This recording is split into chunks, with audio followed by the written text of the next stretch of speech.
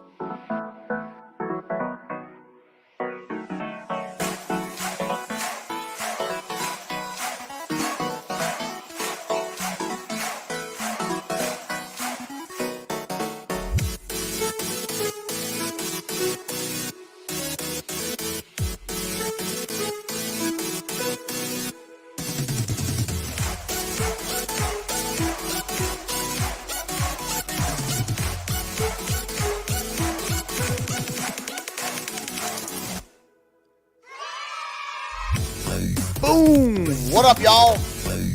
What's happening out there in interneter land? Correct Wing Weekly, episode number 7 over here on Let's Be Frank, as well as the Last American Pubcast.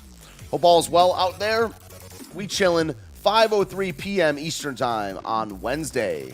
I'm Steven. I'm not Frank. I'm Gringo Frank. That's right. Bargain bin Frank. Replacement Frank. Fraudulent Frank. I know you're expecting Frank, but you shouldn't at this point. This is episode 7. Oh my goodness. If you don't know it's me at this point, I don't know how to help you out with this stuff, guys. We're chilling right now out here. We got a good show planned for you right now on Correct Wing Weekly, where we attack the right, from a correct wing perspective. Hope you are doing well out there. We have a guest coming on today. Haven't had a guest in a couple weeks. We have a YouTuber named Anavultus coming on today. His stuff is his stuff. Consummate professional. His links are below in the show description. He's a writer and a podcaster and a YouTuber. Swell guy. I've met him one time in person at an Applebee's. It was lovely. He came out. He's releasing a book soon called A Manifesto for the American Conservative. So we're gonna be going through that today at around 5:30. Should have him on the show for about 45 minutes to an hour. We're just going to try to get to the nuts and bolts of why he wrote the work. I mean, it's maybe a little bit self-explanatory for you. It's a manifesto for the American conservative. But Anavultus is a very unique thinker and a very clear thinker. He's a strong Christian. I've had him on my show a couple times, and I wanted to get him on today to talk about his writings. I mean, I'm working my way through the book. He has some personal notes at the end of the book that I'm pretty much done with, and I think I read the first 3 chapters. We don't have time to go through a 180-page or so book today. But I'm really appreciating, Anavultus, when we talked, he said that, he talks about church and state and the relationship between religion and politics in the book. And he's got, whoa, that's really loud. I'm sorry. Hit the wrong button. I was turned up. But yeah, he's got some really good thoughts on that stuff. So I'm looking forward to having Anavultus on in 25 minutes. If you want to go in the show description, you can find his YouTube and his social media and things like that. He wrote a book, I think about a year and a half ago, called Actionable Justice when he was preparing for a debate. So let's get in some news first. I'll say hi to you guys over here in the live chat. Should be a swell show. We should be sliding out of here around 6:30, 6:45 Eastern time today. I'm not feeling very well, a little bit under the weather, a little small fever. So forgive me if I have to mute my mic to sneeze and stuff like that. In fact, I might have to do so right now. I'm going to have to mute it, get to the mute button, It was a false alarm. What's up, everybody? Welcome. Sissy May, Vic McCartan, Duke Fanshaw. Hi, everybody. Anthony, Horatius, my brother. My other thing. Ronnie, did I say Ronnie twice? No, I didn't. Hello, Ronnie. Let's get into some news before we get Anavultus on in here. All right, guys? Glad you're here. So, yeah, the Democrats, they say this little line. I remember a couple of years ago, Eric Swalwell said that Americans are going to need nukes. They've really, look, the last 3 or 4 days, the Democrats have really stepped up this violent rhetoric, or calling us violent, calling us fascist. Joe Biden called Trump voters fascist. The press secretary, whatever her name is, said that if you voted for Trump, you're a danger to this country. But Joe Biden said this in a presser, I think, yesterday. And for those brave right-wing Americans who say it's all about keeping America's independent and safe, if you want to fight against the country, you need an F-15. You need something a little more than a gun. It's like, I don't know, dude. It's like not a lot of love for your countrymen there. But we've been in this situation for a while. The topic of the show today is, I guess the name of the show is Church and State. And one of my points that I've said for a while about this, maybe not so related to this clip, is that people are made to worship. We will worship something. And what these liberals do, essentially, they worship the self. They worship the individual rights and freedom to sin, rather freedom from sin. So, it's like a lot of them say they're Christians, but what does that really mean? Joe Biden says he's a Catholic, but he's pro-abortion. So I'm really excited to talk to Anavultus. He's a very clear mind on this stuff. Called MAGA terrorist group. I'll take an F-15. I believe you would. Again, a little bit under the weather, but I'm feeling good. I'm blasting the AC. I'm just blasting it, overpronouncing the B in blast. Some more Biden stuff. There's been so many developments with the Biden, Trump, Fed thing that I sometimes forget what we covered and we haven't. Says if Democrats win midterms, they will codify Roe v. Wade and ban assault weapons and make sure no one can steal an election again. That's within our hands if we just vote. The charisma of a sponge. If we elect 2 more senators, we keep the House and Democrats, we're going to get a lot of unfinished business we're going to get done. Folks, look, we'll codify Roe v. Wade. We'll ban assault weapons. We'll protect Social Security and Medicare. We'll pass universal pre-K. We'll restore the child care tax credit. We'll protect voting rights. We'll pass election reform and make sure no one ever has the opportunity to steal an election again. Yeah, 2024 is very important, by the way. Very important. He's running on abortion and on demand and taking away guns, yeah. And just free Gibbs for everybody. Called on the wrong reporter the other day. We always got the funnies over here. I took control. I shouldn't do that. I'm not allowed to do that, he says. Everybody thought I think we go. Look at that voice. Thank you so much, Mr.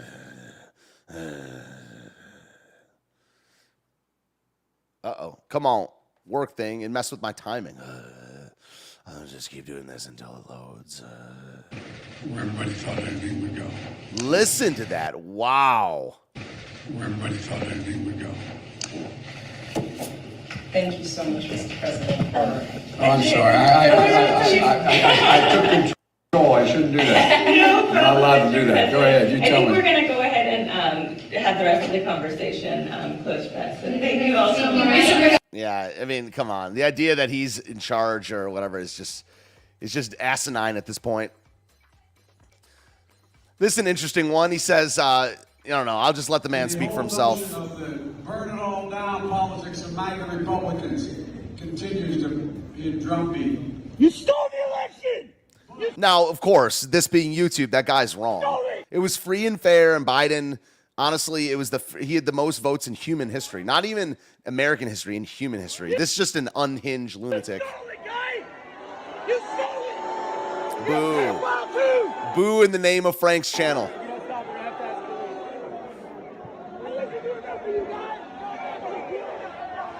Boo. No.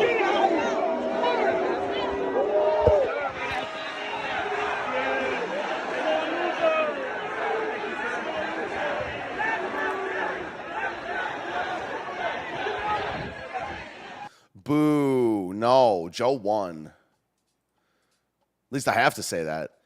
No, I do mean that. Sorry. No, I do. Sorry. I broke character. First in history, a first lady physically moving the president backwards while he's speaking to the press.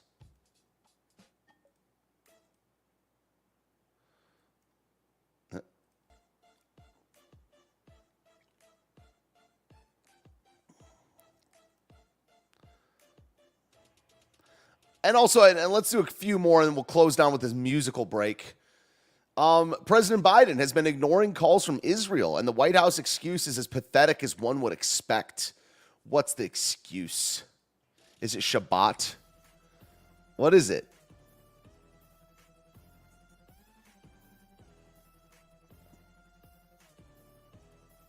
They buried it.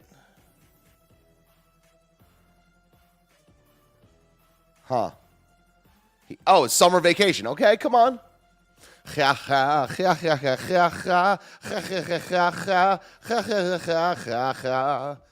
his ringtone sounds like.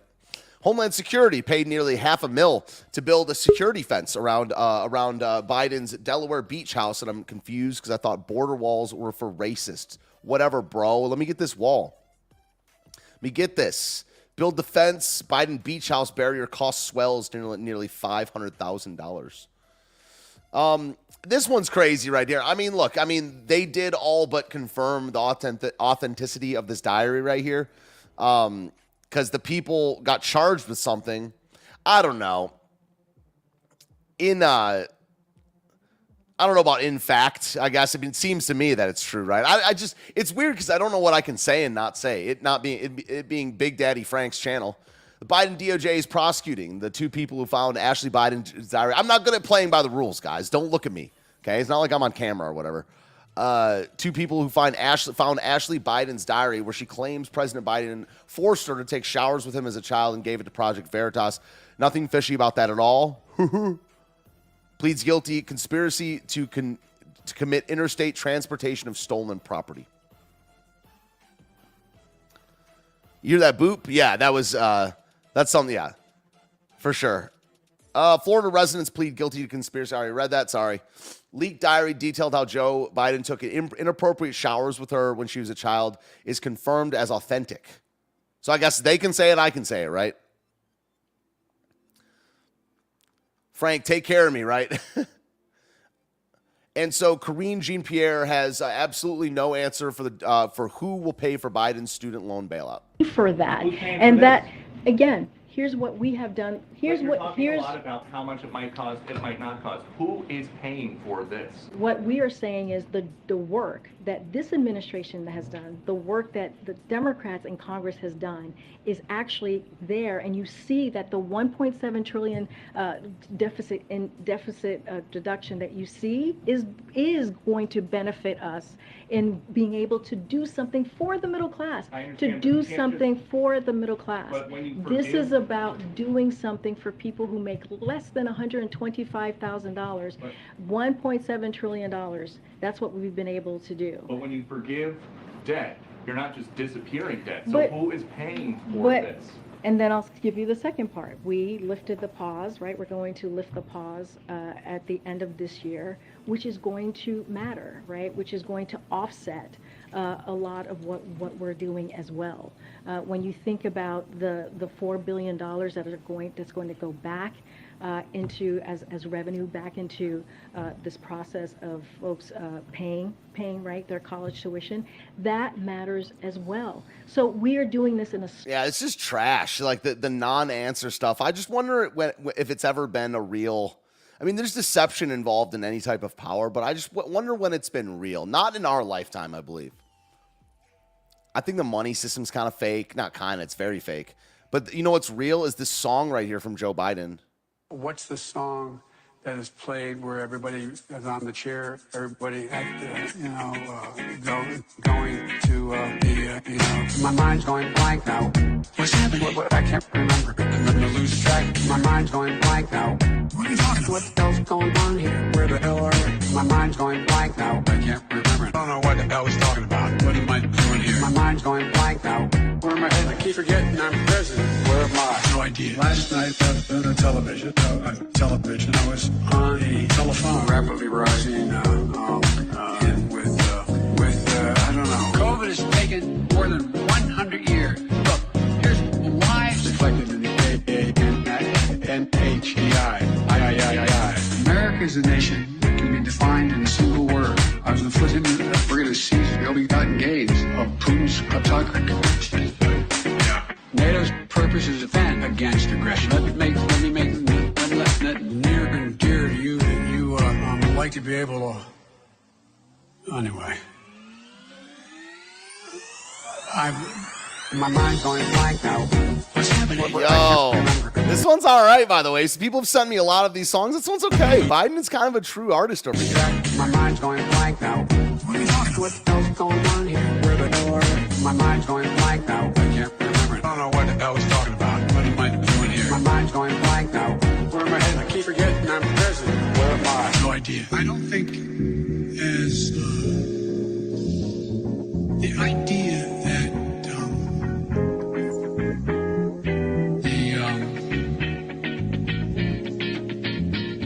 the political coverage of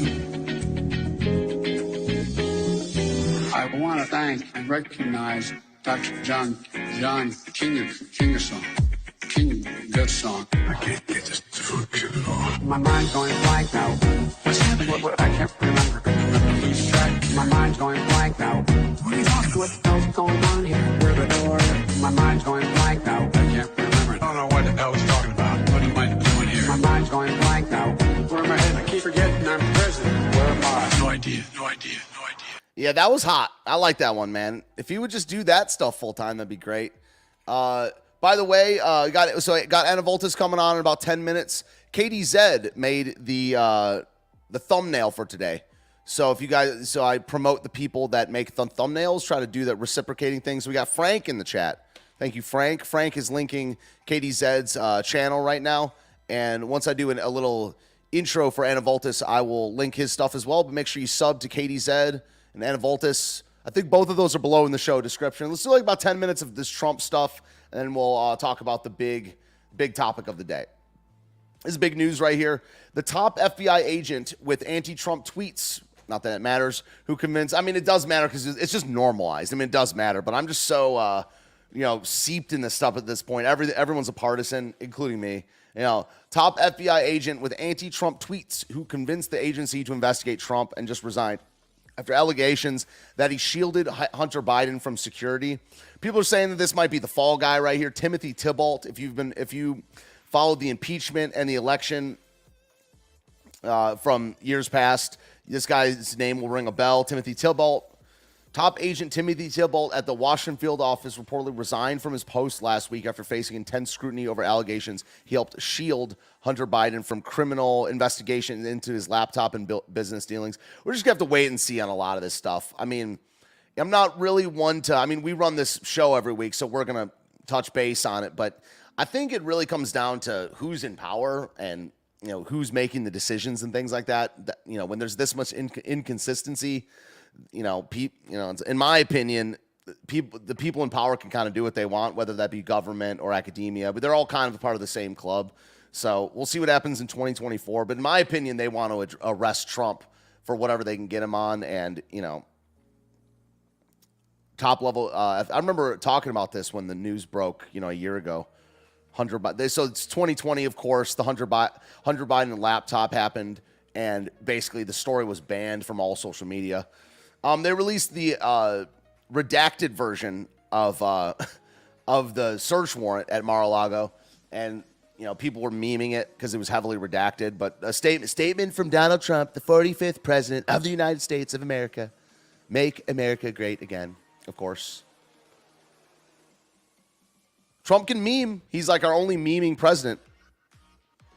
Mike says the FBI is trying to look like it's cleaning house. It's not. However, it does show that the FBI knows its integrity is in question. Yeah, for sure. Yeah, how can it not know at this point, right? What are you guys saying over there in the live chat? You enjoying the song? Yeah, that's good. That's good. Got some memes to cool down within a second. This is a video from Timothy Tybalt. That's kind of interesting right here from 2020. It says, so people dug up these old, so FBI Portland, what is the FBI doing to combat election fraud? ASAC, Timothy Tybalt from FBI field office, I believe, Washington field office, talks about our role investigating federal election crimes. So this is the guy that just stepped down. And it's not working. Great. You're messing with my timing, bruh. Come on. Is it my internet? My internet's fine. Let's try that again without the oops. Just rewind tape. It's not working. Dang it. We'll give it a second.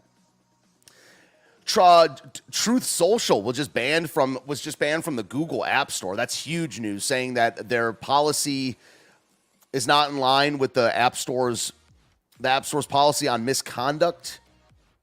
I don't know what the actual language is, but they got denied. That's what matters. But this headline says Trump was denied there's trademark for Truth Social. New report hints that things are going to get much worse. This is from 5 days ago. But they got denied for their at the App Store. They got kicked off the App Store yesterday. So it's not good, man. Not being in the mainstream sucks, okay? You can't get stuff done. I'm telling you, the solution to this stuff is for the government to reform the mainstream in all ways. And it's going to be hard with this regime, not just Biden, but like the status quo regime of the last 30 or 40 years in place. We need regime change, and obviously peaceful and moral. But if they kick you out of the mainstream, you're not in the game, which means you can't win the game, which is why people not in the game don't win. Simple? I thought so. Here's Tybalt.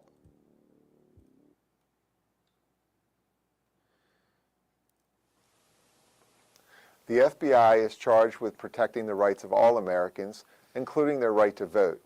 While the responsibility to ensure a fair election process lies primarily at the state and local level, the FBI takes allegations of election-related violations of federal law seriously.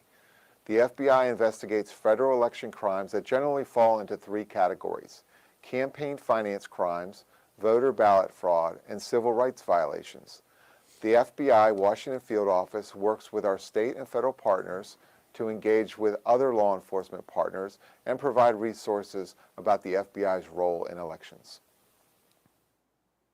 Yeah, man, I just don't trust the system. Maybe I should trust people more. I don't think I should. I don't think that's on me. I don't think the system is trustworthy. Here's Zuckerberg on, so we're going to play a couple more. Let's play a couple of these clips, and then we'll get an Anavultus in here. Okay, again, I just got to say, especially for, I don't know if plausible deniability is the right word, but Frank, listen to me, dude. I'm just playing a clip from Rogan. I'm making 0 claims. I'll let the smart people in the live chat infer what they are going to infer, but listen, I'm washing my hands clean of this here. I'm absolved of any wrongdoing here. How do you guys handle things when they're a big news item that's controversial? Like there was a lot of attention on Twitter during the election because of the Hunter Biden laptop story. The New York Post. We have that too. Yeah, so you guys censored that as well? So we took a different path than Twitter. Basically the background here is the FBI, I think, basically came to us, some folks on our team. The FBI came to us. Like, hey, just so you know, you should be on high alert. We thought that there was a lot of Russian propaganda in the 2016 election. We have it on notice that basically there's about to be some kind of dump of that's similar to that. So just be vigilant. So our protocol is different from Twitter's. What Twitter did is they said you can't share this at all. We didn't do that. What we do. Well, sorry, I'm supposed to not editorialize here. Is we have. If something is reported to us as potentially misinformation, important misinformation, we also have this third-party fact-checking program because we don't want to be deciding what's true and false. And for I think it was 5 or 7 days when it was basically being determined whether it was false, the distribution on Facebook was decreased, but people were still allowed to share it. So you could still share it, you could still consume it. So when you say the distribution is decreased, it got shared. How does that work? It basically, the ranking in newsfeed was a little bit less. So fewer people saw it than would have otherwise. So it definitely... No, man. People got straight up banned for sharing that on Facebook. What percentage? I mean, he might be right about that too. I But don't people got banned at the know time. off the top of my head, but it's meaningful. But I mean, but basically, a lot of people were still able to share it. We got a lot of complaints that was the case. Obviously this is a hyper political issue, so depending on what side of the political spectrum, you either think we didn't censor it enough or censored it way too much. But we weren't sort of as black and white about it as Twitter. We just kind of thought, hey, look, if the FBI, which I still view as a legitimate institution in this country, it's a very professional law enforcement, if they come to us and tell us that we need to be on guard about something, then I want to take that seriously. Did they specifically say you need to be on guard about that story? No, I don't remember if it was that specific. No, he said that look, the closed captioning said, I know, but he said no. And then he said, I don't remember. I don't remember if it was that specifically, but it was. Yeah, right. I don't buy it for a second. All right, a little bit of comic relief. So that was a viral clip that was going out a couple days ago. Interesting stuff. Look, this is why my YouTube streams, I delete them after the show and upload them solely to Odyssey, because it's like I don't even know how to be strike free at this point. But Frank does. He's a professional. Let's play this funny clip from Jamie Foxx, and then we'll get Anavultus on in here. Look, I swore that this was like this is an overdub or something like that, but listen to this Trump impression from Jamie Foxx. There's a lot of great people on both sides. Lots of great people on both sides. I know Harry, he's a great person. He couldn't vote for me at the time. Now he can vote for me once he gets out. I love Dude, I could listen to this all day, dude. There's a lot of great people on both sides. Lots of great people on both sides. I know Harry, he's a great person. He couldn't vote for me at the time. Now he can vote for me once he gets out. I love Snoop D.L. Double G. Great person. So do you love Death Row Records? I love People on Death both Row. sides. I love Death. Excuse me. Fake news. I love Death Row. Okay, as a person that has done the Trump impression several times, there are two Trumps, okay? There's the loud Trump and the quiet Trump, but this guy manages to nail both. Watch this. So that's the quiet Trump. Record, Mr. Trump. All of them. All of the Death Row Records. Don't try to pin me down. I see what he just... Excuse me. Fake news. Excuse me. Fake news. Fake news. Look out for They're trying to give me the virus. Yeah, and that's him giving a speech right there. Look out for They're trying to give me the virus. I beat the virus. Why you say they trying to give me the virus? Look, who is they? And the motherfucker said, I beat the virus. I was like, fuck yeah. I beat the virus. They trying to give me the virus. And the motherfucker said, I beat the virus. I was like, fuck yeah. All right, sweet. Okay. Just wanted to get some lulls out of the way, guys. All right, so we're going to get Anavultus on in here. And let me read. Yeah, so he's a podcaster. He's a writer. He had released a book called Actionable Justice, I think 2 years ago in preparation for a debate. And he's now coming out with a book called A Manifesto for American Conservatives. I know most of the people listening in the audience are conservatives. So we're going to talk a little bit about the book. We're going to talk about, separation of church and state and lack thereof, all things like that. I took some notes on his book and things like that. So let's bring Anavultus on in here and let's have a little chat. All right. Hello. You hear me? Yes, I hear you loud and clear. All right. Awesome, man. How's it going? Welcome to the show. It's going pretty well. Thank you for having me on. Absolutely. Yeah. So we got your stuff below in the show description, and people can subscribe to your YouTube channel and stuff like that. And we talked, and you came out with this manifesto. So I mean, I guess in a way that's self-explanatory. It's a manifesto for American conservatives, but it's a very interesting work. I'm working my way through it right now, but I read all your personal notes, and I think I'm through the first 3 chapters. So, but you've been on my show a couple times, but you're talking kind of to a new audience here. So why don't you tell people just a little bit about who you are, what's your background, and how you came to want to write this book? Well, I'm just an ordinary guy, but really, I've been on YouTube for a number of years. I think started late 2014. Started out as a gamer. Nowadays, I do more philosophy and politics kind of stuff. And I eventually, after the 2016 election, I really started looking into a lot of more political stuff, really asking the questions of what is it really that we should be trying to accomplish? How do you best run a country? Things like that. Getting really into the deep political questions, and based on that, I wrote my first book on justice, actionable justice. Let me just put it up there. It's not a big book, but it is available, and one of the links below.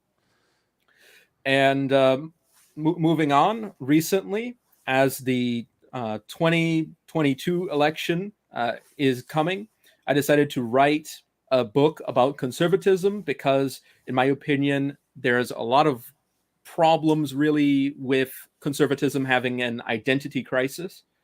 For those of you wondering, I also have a professional background working on tax preparation. So I'm intimately familiar with some elements of a tax code.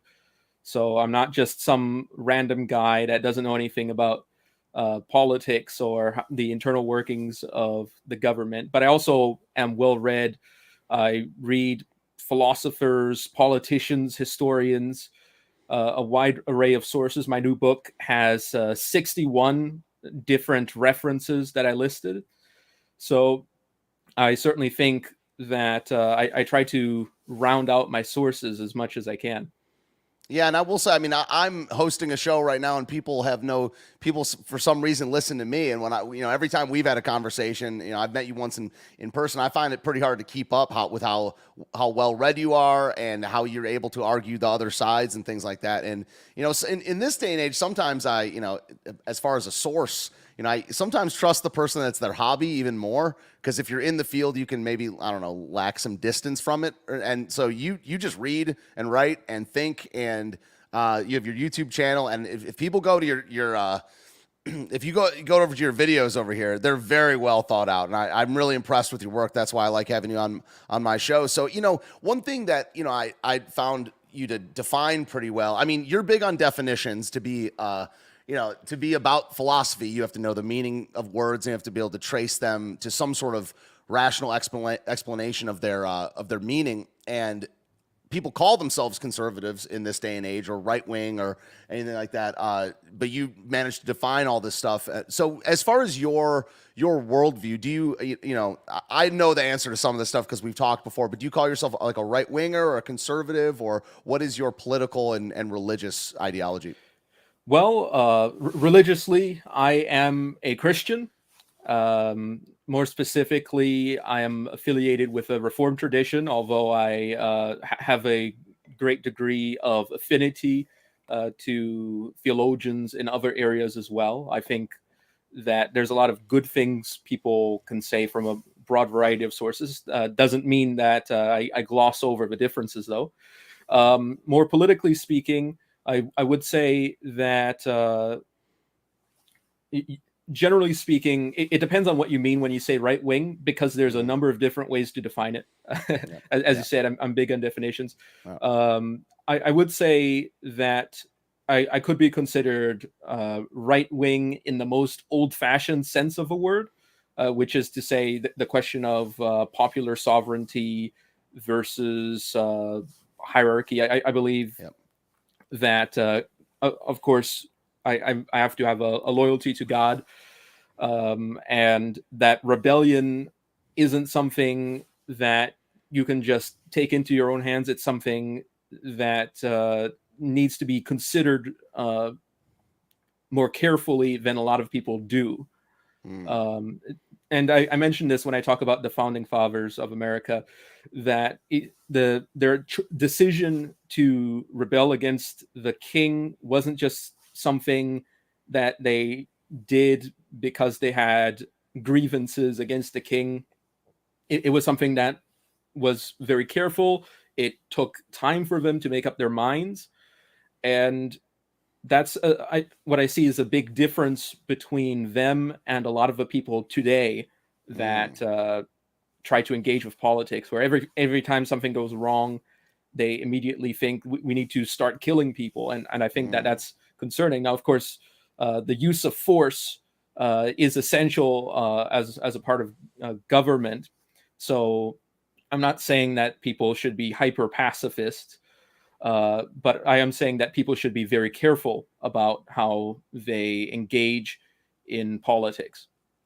Right. Yeah. And so, so obviously, I'm interviewing you right now, but it's your book. And so, feel free at any point. I'm going to ask some questions and kind of put this in the direction that, I have over in my notes, but feel free to steer it in any direction that you see fit, throughout the conversation, because it's your book. And I took, when we spoke, it was kind of, you said that there's, part of the book is about the relationship between religion and politics. And I've always, you really changed my thinking over the last couple of years on really what liberty is, and whether it's a essential virtue. What did you write for your 3 definitions of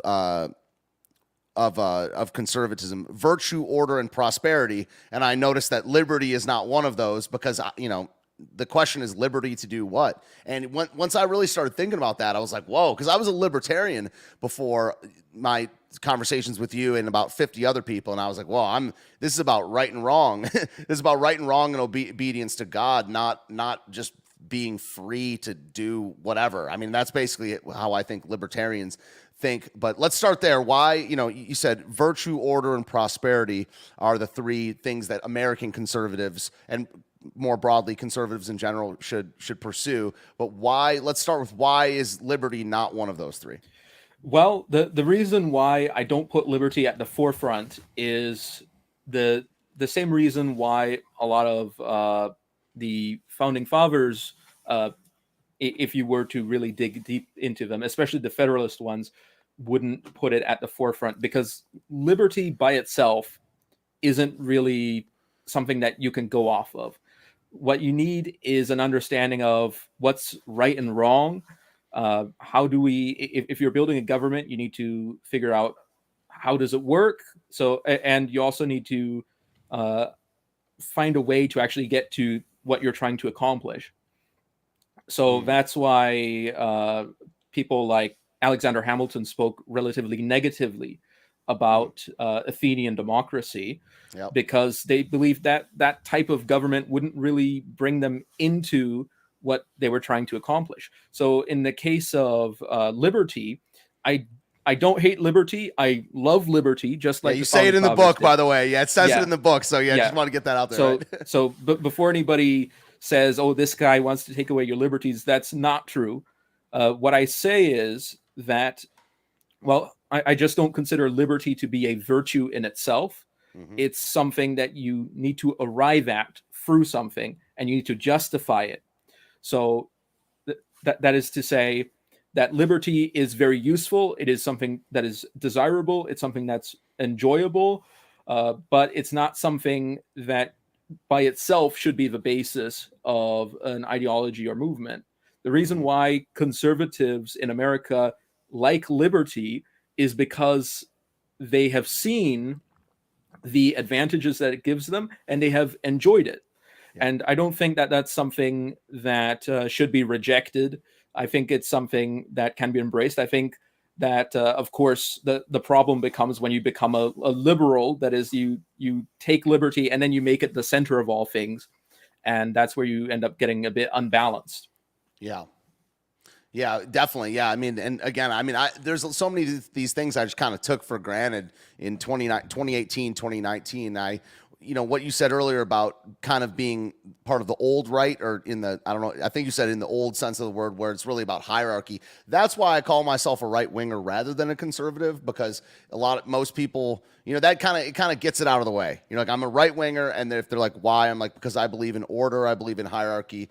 But you think that order is one of the 3 basic things that conservatives should strive for. So let's go through those 3 points right here. So as far as virtue, can one define virtue without religion, without God, or do you think there is a secular, or I don't know, non-Christian way to go about that? Well, there's a lot of people that have tried to define virtue without God. For example, you look at Plato, Aristotle, the Stoics, Confucians, and I don't think that they're right in how they assign the origin of virtue. However, I do think that even if you are ignorant or reprobate. I think that virtue is accessible to all people to some degree. So in that sense, that's an important point I make, that everybody has some understanding of virtue, even if they don't have a full understanding of where it comes from. Now, much like wisdom, I guess, right? I mean, if like knowledge and wisdom, comes from God, ultimately, someone can still has access to part of that, right? Yeah. Or like the love in a marriage. Marriage, in Christian theology, for example, marriage is in some way representative of something greater, and that is the marriage of Jesus Christ with the church. But marriage is something that God has given to all cultures, and it is something that can be enjoyed by all different kinds of people. And I'm not going to say that it's a bad thing that somebody else has received this. Now, in the case of virtue and the relationship of virtue to religion, I do think that there is a necessary relationship, because virtues, what are virtues? Virtues aren't physical things that you can pick up. They're not like fruits, rocks, or books that just lie around. They are more metaphysical. That is to say, they're non-physical, but they are things that are important to us, that they have a degree of reality to them. And the way that you can explain that is through religion, and different religions explain it in different ways. And I say that some religions explain it better than others. But the point is that this is something that gives us virtues, and these virtues are then things that we hold dear. These are things that we want to conserve. We want to conserve the love inside of families. We want to conserve the sense of justice that people have. We want to conserve the respect in a healthy society. And these are virtues, and these are things that are important for conservatives. Yeah, it's interesting when I stopped calling myself, I didn't call myself a conservative for very long. Once I got into the hierarchy thing, I just started calling myself a right winger, like I said a minute ago. And one of the reasons for that, well, I mean, one of the ways I would expound upon that is because when people say they're a conservative, in this day and age, when you say what are they going to conserve, they mostly mean the Constitution or American values. And I said, if there's going to be anything that's conserved, it's going to be biblical values. Like, shouldn't we be trying to strive for the Bible as a document rather than the Constitution or the Bill of Rights or the Declaration of Independence? But what I like that you're doing, you're very well read on the Bible, but you're kind of deducing it to more universal principles. I mean, the Bible is universal; it's God's word. But so you think things like respect, love. Do you think these have a cross-cultural definition that can be agreed upon?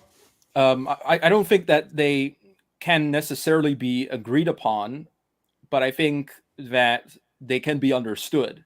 And for example, I know Muslims, and they understand what these things mean. Yeah. And we believe they're made in the image of God, just as we are.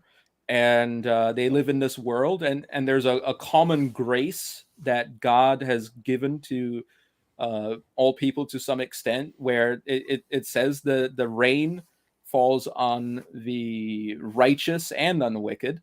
That's a paraphrase, so if that's a misquote, don't hammer me on that. But yeah, as you were saying, philosophy. Here's my book. It's pretty thin. The Bible, massive. Okay, very, very so big, yeah. I'm not at all trying to reduce that distinction. I'm just saying that when it concerns forming a government, that's not always a privilege we have, especially in America, where there's so many different religions and so many different approaches. Even in early America, there was a large Unitarian movement. And while Unitarians generally liked the Bible, they certainly disagreed with people like Anglicans, Presbyterians, Baptists on what the Bible says. And so having a hard uniformity in some ways is what caused such a massive conflict in history, the 1500s and 1600s, where many different groups who were ostensibly Christian began killing each other. And that's something that I'm glad is not happening today very much. I mean, recently there were places in Ireland, for example, where you could say maybe there was some at least nominally Christian sectarian conflict. And that's something that as a Christian, I hope doesn't happen. And I'm very happy that we don't live in a society that is that way. Now, that being said, that doesn't mean that it'll be like that forever. Yeah. Perhaps a new religion will rise up. Perhaps old wounds will be opened up, and we will once again be thrust into a big sectarian conflict, like the 30 Years' War in Germany. And hopefully that doesn't happen.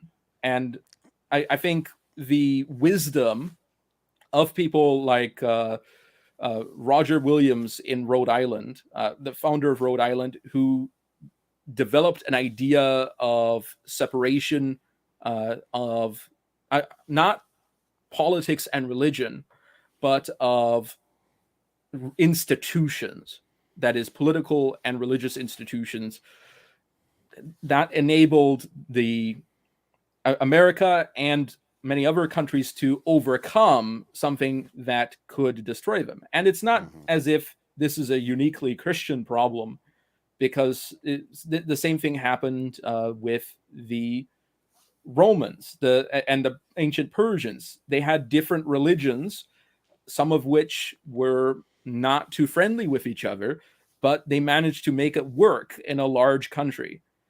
And I think it's good to base your ideas of success on past success. Yeah.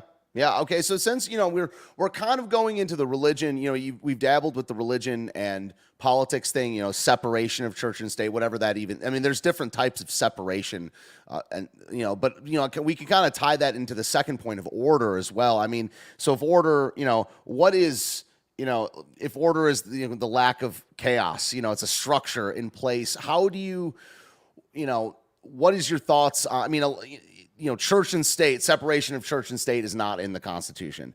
A lot of people say that they want it to be. A lot of people say that it's separation of church and state is evil, and to what extent, of course. So from an order perspective, how do you see the church or religion playing a role in American conservatism? What do you think the proper stance should be?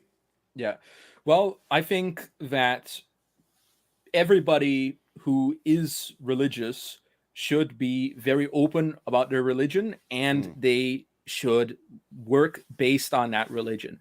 If you compromise on your religion, which is the foundation for your virtues, you're liable to compromise on practically anything. So I wouldn't trust a politician who holds a certain belief and is very explicit about that belief and then goes on to directly work against that. I also wouldn't trust a politician who isn't really open on how he reasons to the values that he holds, which would necessarily require divulging his religion. So I think that religion is, in many ways, because of the fact that governments legislate and they decide to punish people for crimes. They, as the Bible says, they reward good and punish evil. Yep. Religion is, in many ways, necessary for a government to function healthily. Now, that doesn't mean that the religious institutions necessarily should have power over the government itself. But what I think this does mean is that politicians should be very open and explicit and honest about their religious views and should take good efforts to express them, while also having the respect that in this country we have different religions, and that for the sake of the peace of this country, we shouldn't be using our power to oppress other religions. Especially as a Christian, I don't believe that forced conversion is a real thing, especially not in the Reformed tradition. I can't think of it being real in that sense.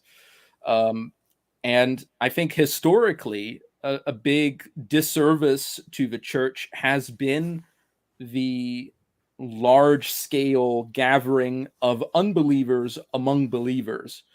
And I think that in many ways degrades the church as a Christian, and therefore, while I want to convert very many people, I don't think using the government to press the envelope is really helpful. Right. But as far as Christian values in being instilled in the government, I mean, the government essentially is force. I mean, they have the right to do forceful things that the common citizen does not, and the private institution, I guess if everyone converted, which, that's kind of, I don't know, in a way playing That's God the myself. post-millennial viewpoint. Yeah.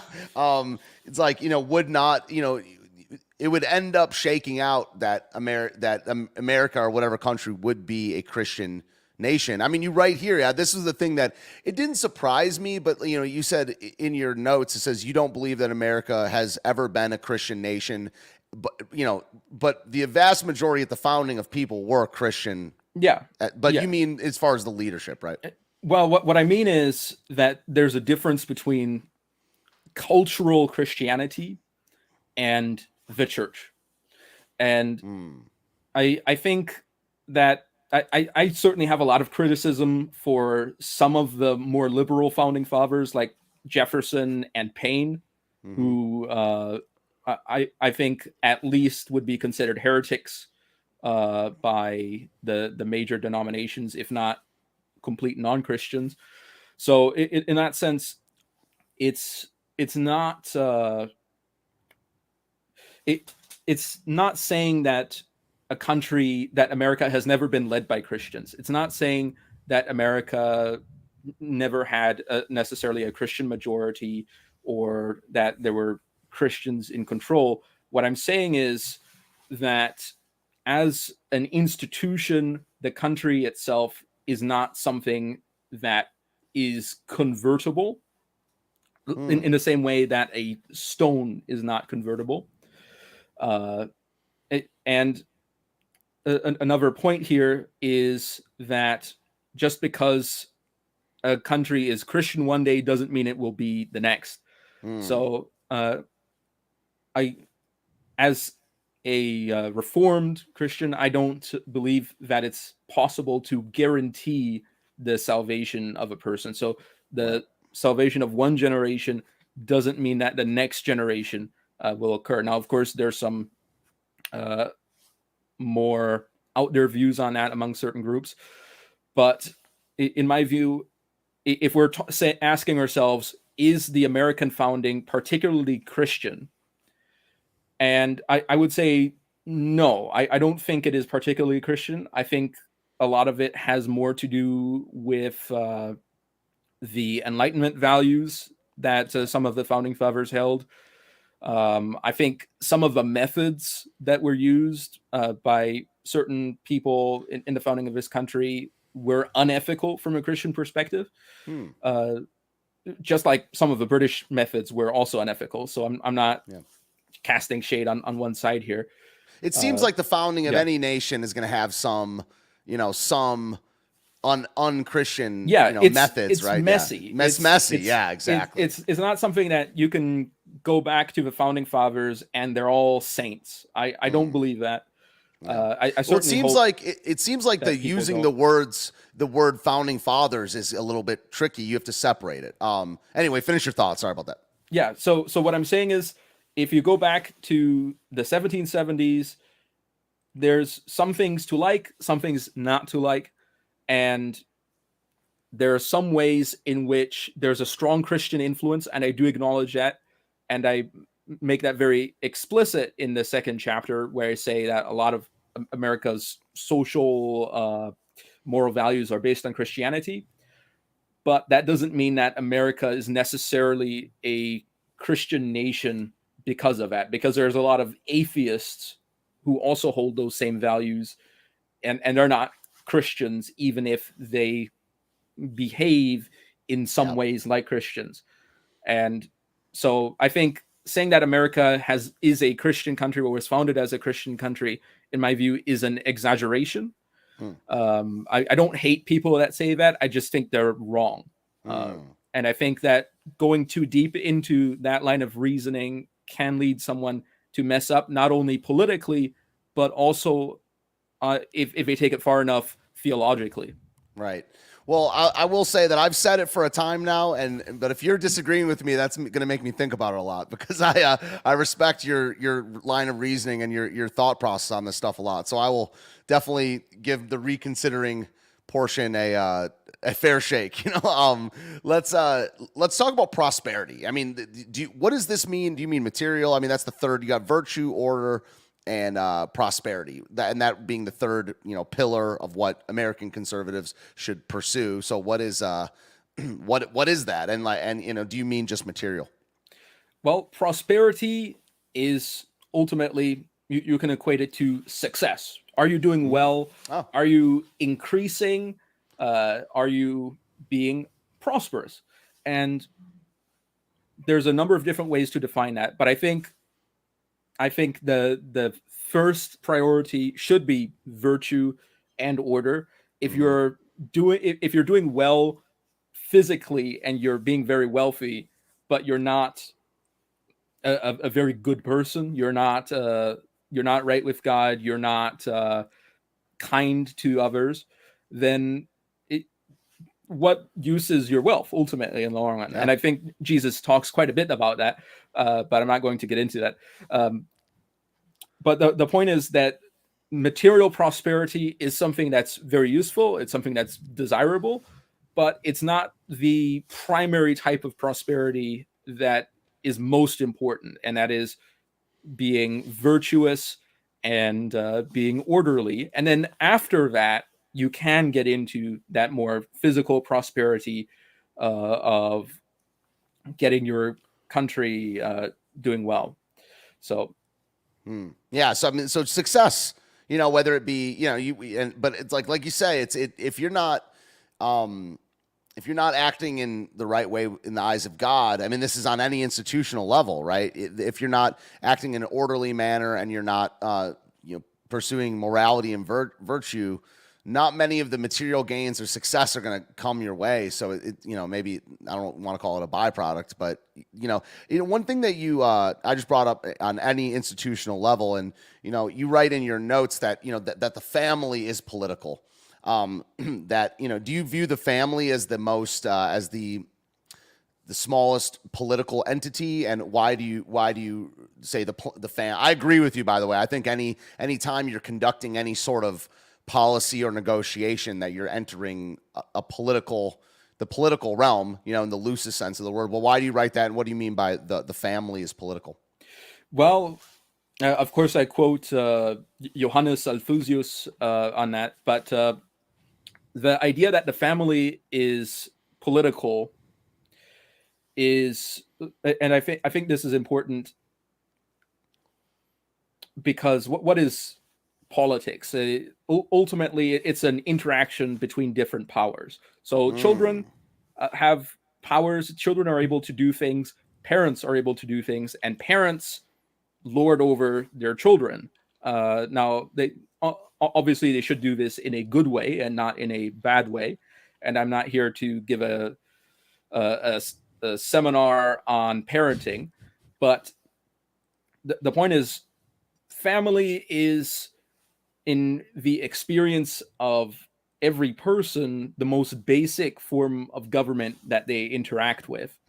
And therefore it is a sort of microcosm of society at large. And of course, you can go the theological route with the Heavenly Father, and that's also in a sense a family. Or you can go a different route like King James did in The True Law of Three Monarchs, which is a book he wrote where he calls the king the natural father of his subjects. So he views a country as a family in that sense. But ultimately, do you agree with that? Well, I think that there certainly are some analogous qualities, which is the sense that they are both in a way a sense of government, and we see historically that families can expand into tribes, which then can become countries, and they get larger like that. And of course, the way that they're organized have to change as that happens, because trying to rule based on ties of kinship eventually breaks down when you've got too many people. Right. But that is one way that governments form. It's just families growing and becoming bigger. So in that sense, some countries, that's how they started out. Wow. Yeah, it's interesting how it analogous, right? Yeah, that's kind of the word. And so, one thing I was thinking about when if you're saying the family is the, basic political, your smallest basic political interaction, do you think that and this might get a little heady philosophy, but do you think that the individual can have a political structure with itself? With a struggle with sin or something like that. I mean, if you're observing God as the king of as the Lord of your life, that's being in good standing, for lack of a better word. But what about a person's relationship with itself? I mean, you said it's any political. I don't remember what your exact words, but any power struggle, any power negotiation, can that exist? With an individual with itself. I mean, it certainly can exist from individual to individual, territory dispute. But what about the self? You're not. Correct me if I'm wrong. You're not really an individualist, and I'm not either. But what do you think about a power struggle with yourself? Is that a political interaction, like one's interaction with their own sin? Well, I write a little bit about it in my previous book, although I do mention it in passing in the first chapter where I talk about virtue within the individual or the self, the family, the community, and the broader society. That it is true that self-control is important. Now, it's not exactly a political relationship, because it's not as if you have subordinates within yourself. You are a being, and as a being, you are one being, and therefore controlling yourself is a bit different from how parents control their children, or from how the president controls the country. Right. So it's not exactly a political relationship, but it is certainly a relationship in which there is a sense of justice, and that this justice needs to be actualized in some way, and that actualization is self-control. So, for example, control over your emotions. You need to be someone that doesn't go out of control, someone that's not unreasonably angry, or who doesn't behave inappropriately, and that's accomplished through self-control. Now, of course, providentially, as Christians, we also have help, and of course the help of God. But in a society, we also have the help of our neighbors, our families, and to some extent the government. Although typically, I would say we would certainly await a degree of escalation before we bring those guys in. Right. Yeah, absolutely. Yeah, that's good. Await a degree of escalation. I mean, so yeah, I mean, that's some of the stuff I had written down, just stuff I was wondering about, like clarification and things I'd taken your notes on. I mean, so, you write about what is it? I want to talk about liberty for not maybe the remainder of time. Just want to clarify some things. You write down how there's 5 different forms of liberty that someone can. Let me read some of your words here. I theorize 5 forms in which one may have liberty: slavery, citizenry, anarchy, tyranny, and deity. And I know that you're certainly not a small government person. I don't know how to classify your political views. I mean, you have your own political ideology, Coinanism, but so you're kind of an most people would call you like an authoritarian. Do you own that label that you're? No, that you would say that. Okay, all right. So I would say my idea isn't big government. My idea is for a lot of decentralization, and then communities decide whether they want the government to do a lot or a little. That's my idea, generally speaking. Yeah. Decentralized, So decentralized, and then communities decide whether they want to do a lot or a little. So in that sense, I'm a variable size government. Right. But just to tell me if I'm wrong, but on certain issues, on certain issues, you would have the top level of government essentially of absolute power, right? Well, I wouldn't say it's unaccountable. I think I do believe in a Republican structure of government. When I say that the things I say that the central government does, I say it based on a line of logic. That is to say, if the government is under attack, if there's somebody attacking it, it needs to defend itself. And so I don't think that's an excessive thing to say.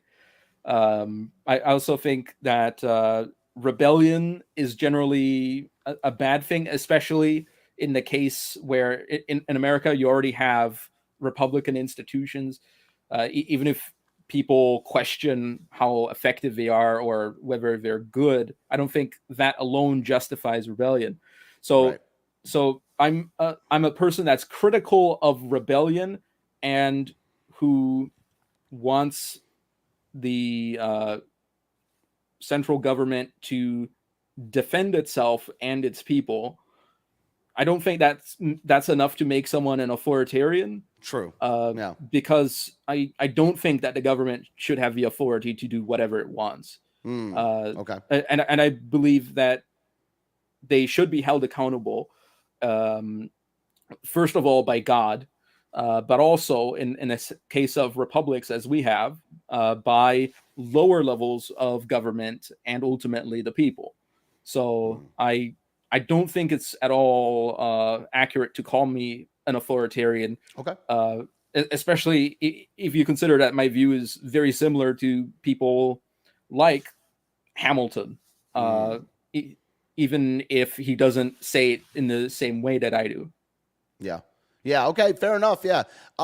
So yeah, it's the one things I like about the way you think is, and I think this, I'm trying to rid myself of this type of thinking as well, is that one of the marks of being a modernist or living in this modern or weak thinking even is just, it's like this or that binary thinking and not being able to get nuanced and talk about, the details of a thing. You just label and then move, and then people label and move on. And I've tried to really free myself from that with the help of God over the last couple of years, and maybe I'll have it down in a couple decades or something like that. So yeah, what I think we should do with the remainder of the time, I mean, we talk about this liberty thing, but I got the table of contents open over here, but what is I guess maybe we'll work backwards or whatever. You wrote this book to kind of, speak to the conservative audience and to define conservatism. And what would you have the American that identifies as conservative do, other than read your book? Like I assume you want anyone who's a conservative to read your book and take in these ideas, but what do you think needs to be said in a shorter span than 150 pages to the American conservative, and what big ideas would you have them entertain? Well, I think a great thing that they can do is to vote for principled politicians. which I think is something that isn't happening, and also hold their politicians to a higher standard. Okay. And if there are none, then perhaps run for office if you're a conservative, if there's nobody that's really doing it. So in that sense, I think that's a shortcoming in American politics right now.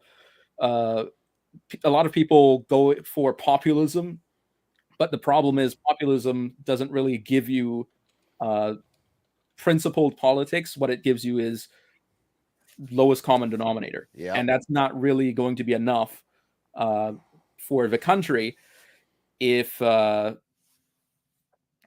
it is going to overcome future problems, because you need to have consistently good leadership over long periods of time. As Machiavelli said, that through a succession of two good leaders, Macedonia conquered all of Persia.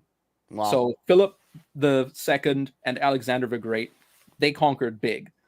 But a succession of two bad leaders can lead an empire to collapse inversely. So what's important politically is to consistently get good leadership.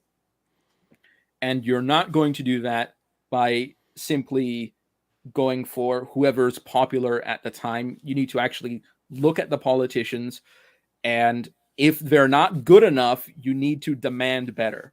And that's something that's not happening. A lot of people are either too interested in party politics, they're too interested in trying to get into office that they're not concerned about, is this actually good for the country? And here's where I put a criticism, okay? And I know this might be controversial with some members of the audience, but if you look at Donald Trump, okay, and I know a lot of people probably have very good ideas about Donald Trump, and he's certainly better than Joe Biden. Yep. But he's not really a conservative himself. He's more incidentally conservative rather than someone who more organically came to that position. And so in that sense, I would really like if somebody would step up that could really better fill that, because if we look at American history and we see the course of history, pretty soon there might be an opportunity to get a two-term president who will really redefine and reshape America. And wouldn't it be great if instead of someone like FDR, it were a conservative? And I think that's really what I'm hoping for. And unfortunately, a lot of people are too busy looking into, can we win? Can we get who's the most popular?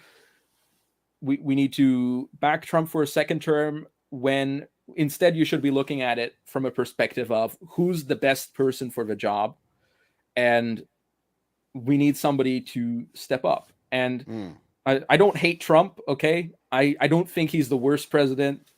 Let me be very clear on that. I think he's mediocre, which I suppose is the most minority position there is, because people either think he's great or they think he's terrible. I think he's mediocre. Okay. Yeah. Which is great compared to the past few presidents we've had. So it's still a huge improvement, but it's, in my view, just not quite good enough. And we really need to up our game on that. Okay. So yeah, just a question or two about that. And you know what? I'm now remembering you responded to a tweet of mine about this same thing that I just didn't even respond to, that I should have, but I'm glad I have you on to talk about this. So my question that I was gonna bring up on Twitter, but I'll bring up now is, 2024, in my opinion, one side is going to win. I mean, I think that how most people feel, whether this is true or not, I do feel this way, but it might not be true, that we're essentially in a zero-sum game where one of the two parties are going to win. And, if you go I'm not a populist. I'm opposed to populism. I agree with everything you just said about the lowest common denominator thing, and I would like a person that's qualified for the job. But if the person isn't popular and if they don't have money, then they're not going to win. Now that might not be true, but I'm open to any ideas about whether that's true or not. But what do you have to say about the zero sum? I don't know if the right word is game theory. Where it's like, one side is going to win. There is going to be a president. If it's not a popular person, it's just going to be the other popular person. Both of them or neither of them are extremely qualified. I agree as well that that Trump is not a conservative in that sense. He's just not a conservative. He's essentially a liberal, in my opinion. But he is the guy for the moment, given what I think is going to shake out. What do you say to the zero sum? Game theory, if I'm using the right word, argument. What do you have to say about that? Well, the reason why we got into this mess in the first place is because our electoral system declined since the 1820s.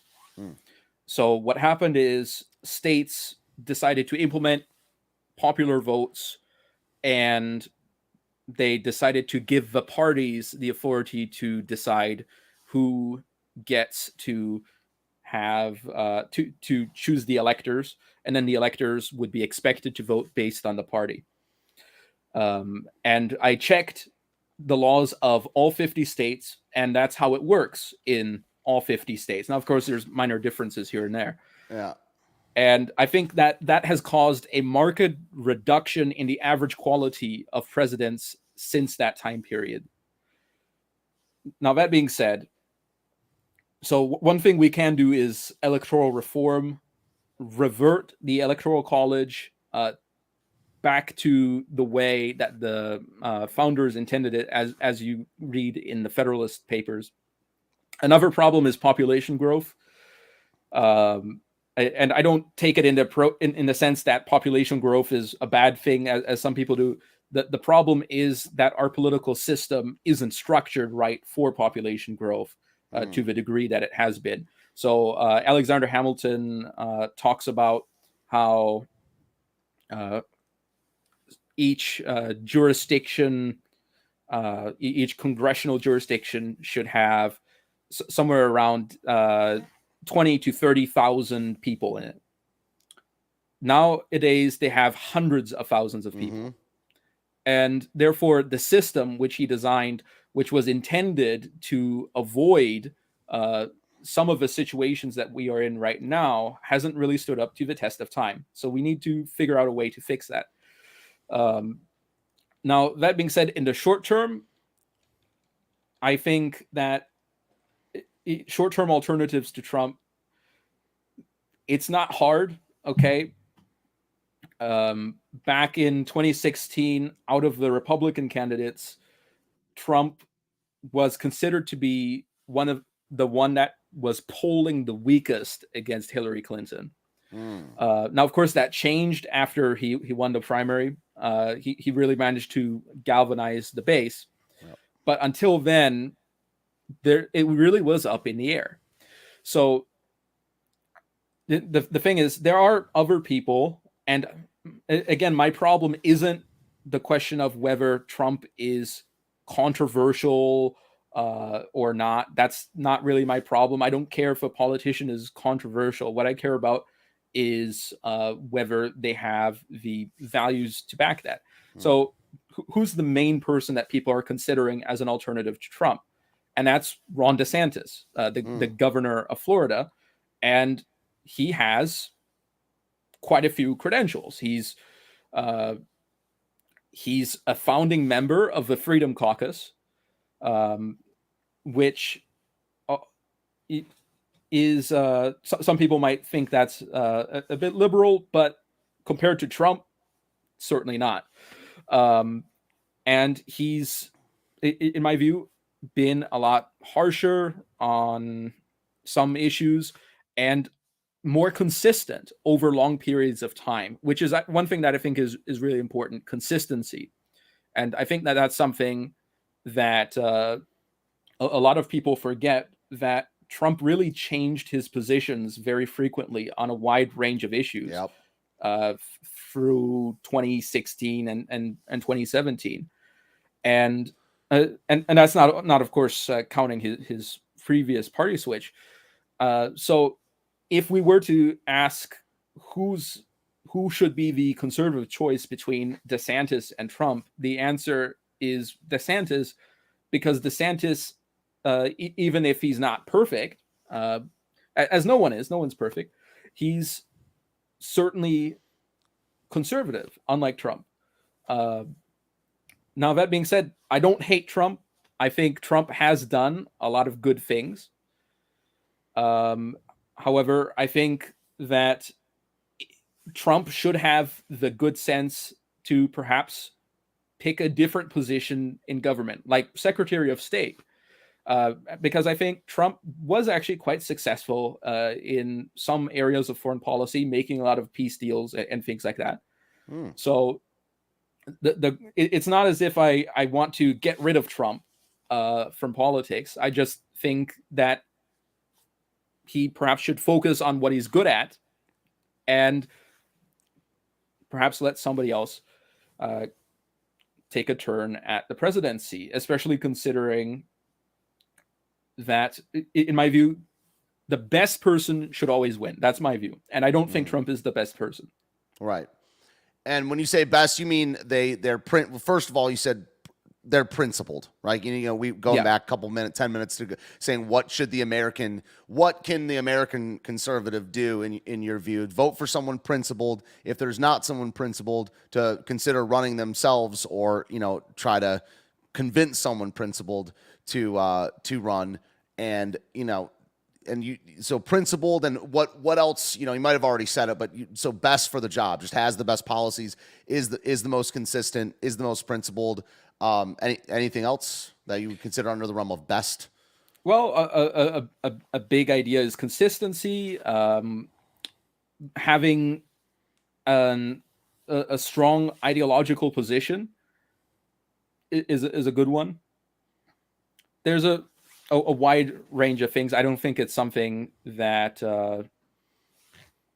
is necessarily strange for people. I think most people know what you mean when you say somebody who's good at the job. So not only experience, consistency, virtues, an understanding of how the country works. And I'm not saying Trump doesn't have any of these things. I certainly do believe that he has them to some extent.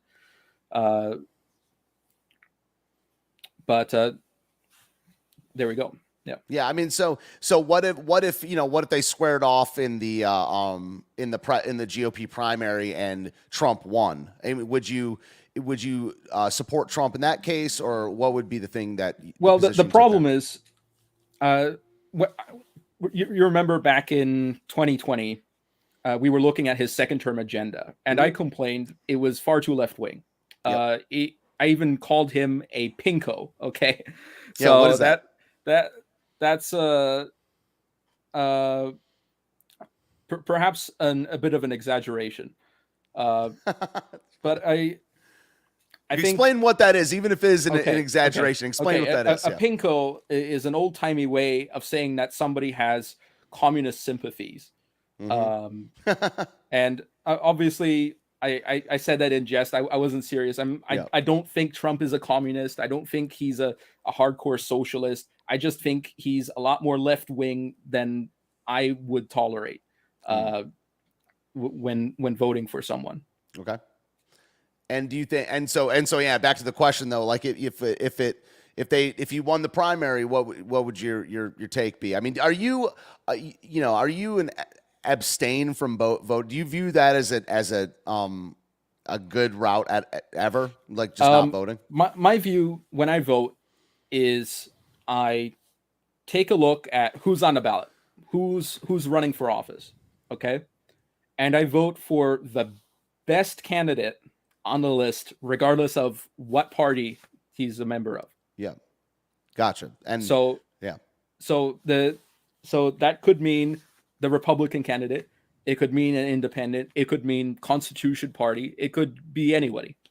I now, of course, I do have a baseline standard. I'm not going to vote for someone who I don't think is going to be good at the job, or someone that I think is going to work against my interests. But for example, in 2016, I voted for Darrell Castle, who was the Constitution Party candidate, because I thought he was, out of the candidates that were on the ballot, the best candidate there. Okay, and so yeah. Again, I mean, just to force your answer or whatever, would you support Trump if it was just him versus Biden? I mean, well, it depends on what he's running on, what his policies are. Trump can change. I sincerely hope Trump becomes more conservative. I really do hope that. Yeah. And if he does, I will vote for him 100%. Okay? Let me make that exceedingly clear. I just don't think that he has been conservative. And I'm sure you understand that. And that's why I don't think that he's meeting the standard. Okay. Gotcha. So what else for the Americans conservative? I mean, you know, I'm welcome them. I mean, just I'll get you to plug your stuff at the end here, but you've finished this book, but you haven't published it yet, so people can't really buy it online, right?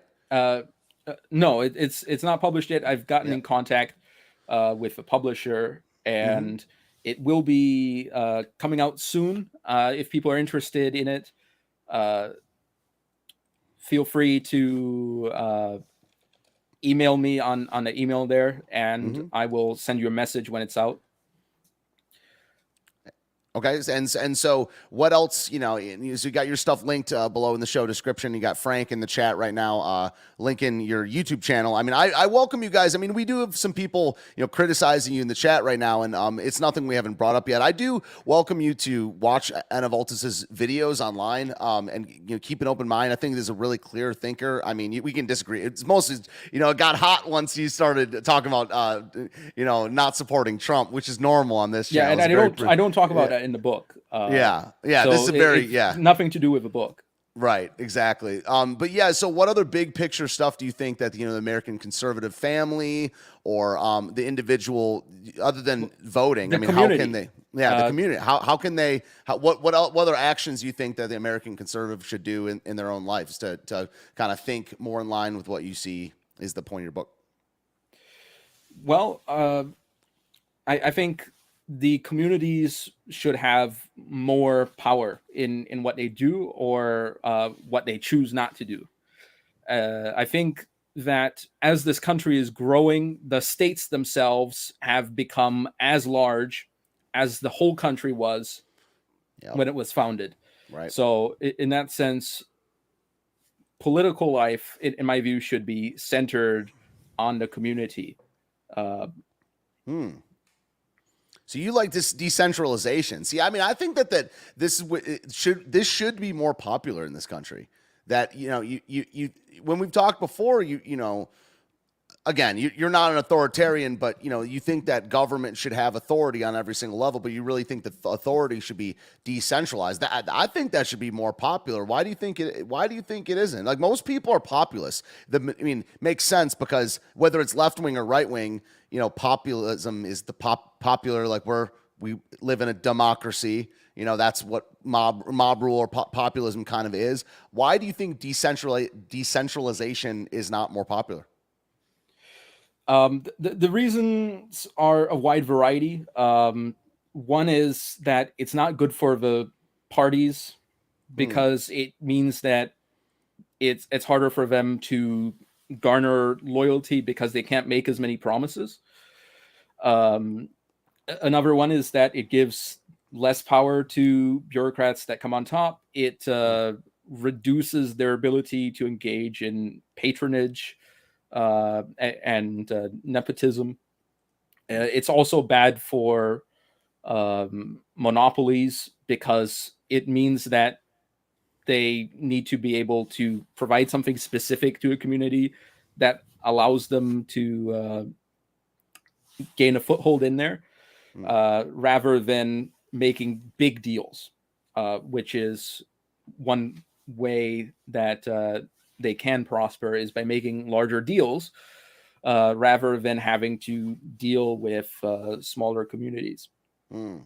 Yeah, it's like they want to score the big win, and it's like people. I don't know. People are in this thing of playing for keeps, and I can't disagree entirely. Because I do think we're in a zero-sum game, and I wouldn't be mad if DeSantis was president, but I just think that he can't win in the way of Trump. And so it's what I'm saying is it's easy to get caught up in the big win thing, because that's, I don't know, it's like a momentum. It's like the tidal wave of big bureaucracy, big, pendulum swinging, and people to settle down, be humble, and think about their community and their family. It's hard to do. It's hard to change your mind, I guess is what I'm saying. Anything you want to cover before we get you to plug your work? This will be uploaded as a podcast. Any closing thoughts you want to leave us with? Well, I'll say for some of the people criticizing me, you don't have to agree with me. I don't mind if people disagree with me. I'm used to it, but because I disagree with most people, the fact that I just happen to be much more strict on what I consider to be conservative than other people, and what I consider to be politically acceptable than other people, it happens. So yeah. Cool. Yeah, cool. Tell us what, like I said, this will be a podcast, so you got everything linked below in the show description, but why don't you tell people how to find you online, and where to, your YouTube channel, all that good closing stuff. Okay. Yeah. So I do have a YouTube channel called Anavultus, as you might be seeing. You can also follow me on Twitter, Gab, and Truth Social at Anavultus. And I also believe that you linked to the store on Taurus Necrus that has my previous book, and pretty soon my upcoming book. And if people have questions about my book, feel free to email me. I'm happy to answer any questions right now. All right. Sounds good. All right. Great talking to you.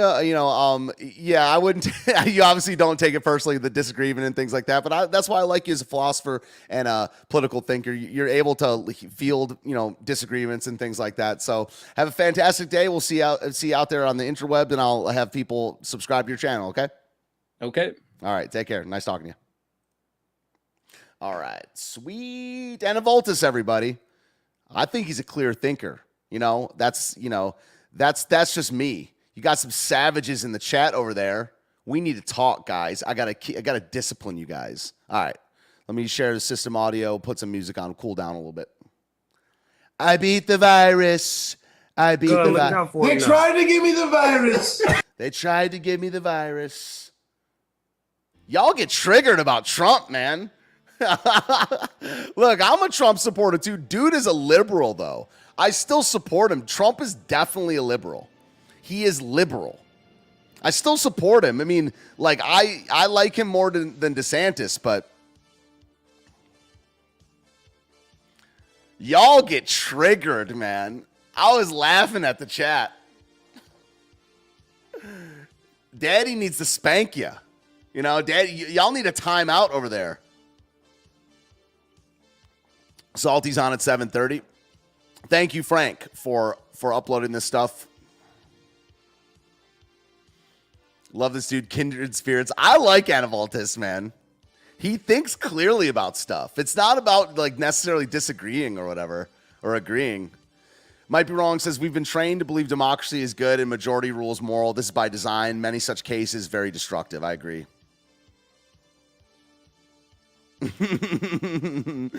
Yo, we could have had so many winners today if I just would have fielded the chats during the interview. I like Anavultus. I'll vouch for him. I beat the virus. Anavultus, please support me. I don't know why you don't like me. He's he literally doesn't hate Trump, man. Someone was like, He clearly hates Trump. I don't even think Anavultus is a Republican. How can he be a rhino when he's not even a Republican? He's like a hardcore Reformed Baptist imperialist, man. Like, you can't box Anavultus in, man. He's a good guy. Oh, I agree with this, by the way. Tammy says this has nothing to do with left or right. It's to do with good and evil is destroying our country and our children. I agree with that. That's one of the reasons that it's like, I don't know. It's like I don't know. It's weird. There's like a spiritual aspect to why I think Trump. Am I just superstitious? I think Trump is the man for the hour. Am I just thinking emotionally?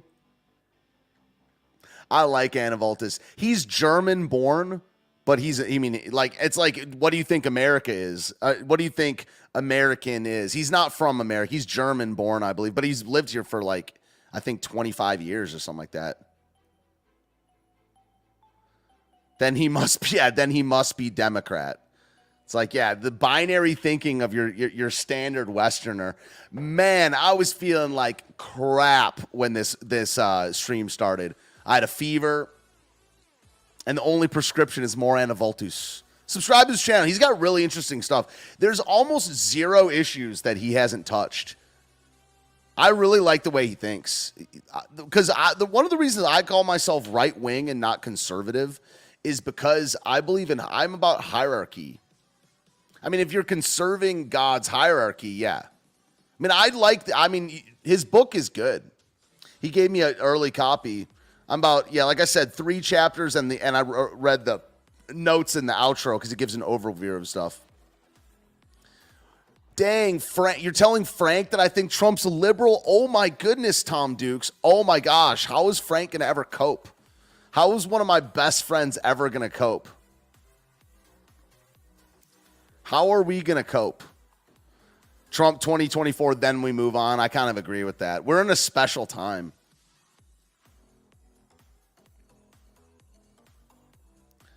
Yeah, who are the ones that were like, Dr. Mordecai? That dude was unhinged. Radical right-wing Republican. Dude, who cares about democracy, by the way? Yeah, this guy was just trolling people.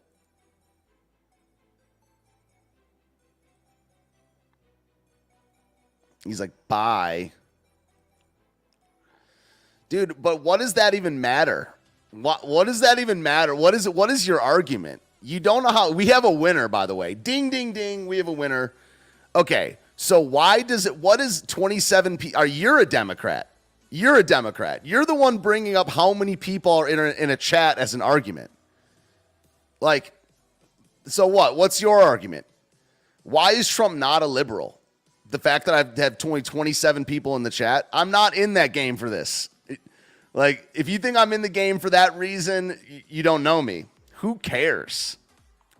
I liked him too, Insidious. It's like the 8th time I've talked to him on air. We've had some really good chats. Okay, but so you're MAGA all day, but you're using mob rule as an argument.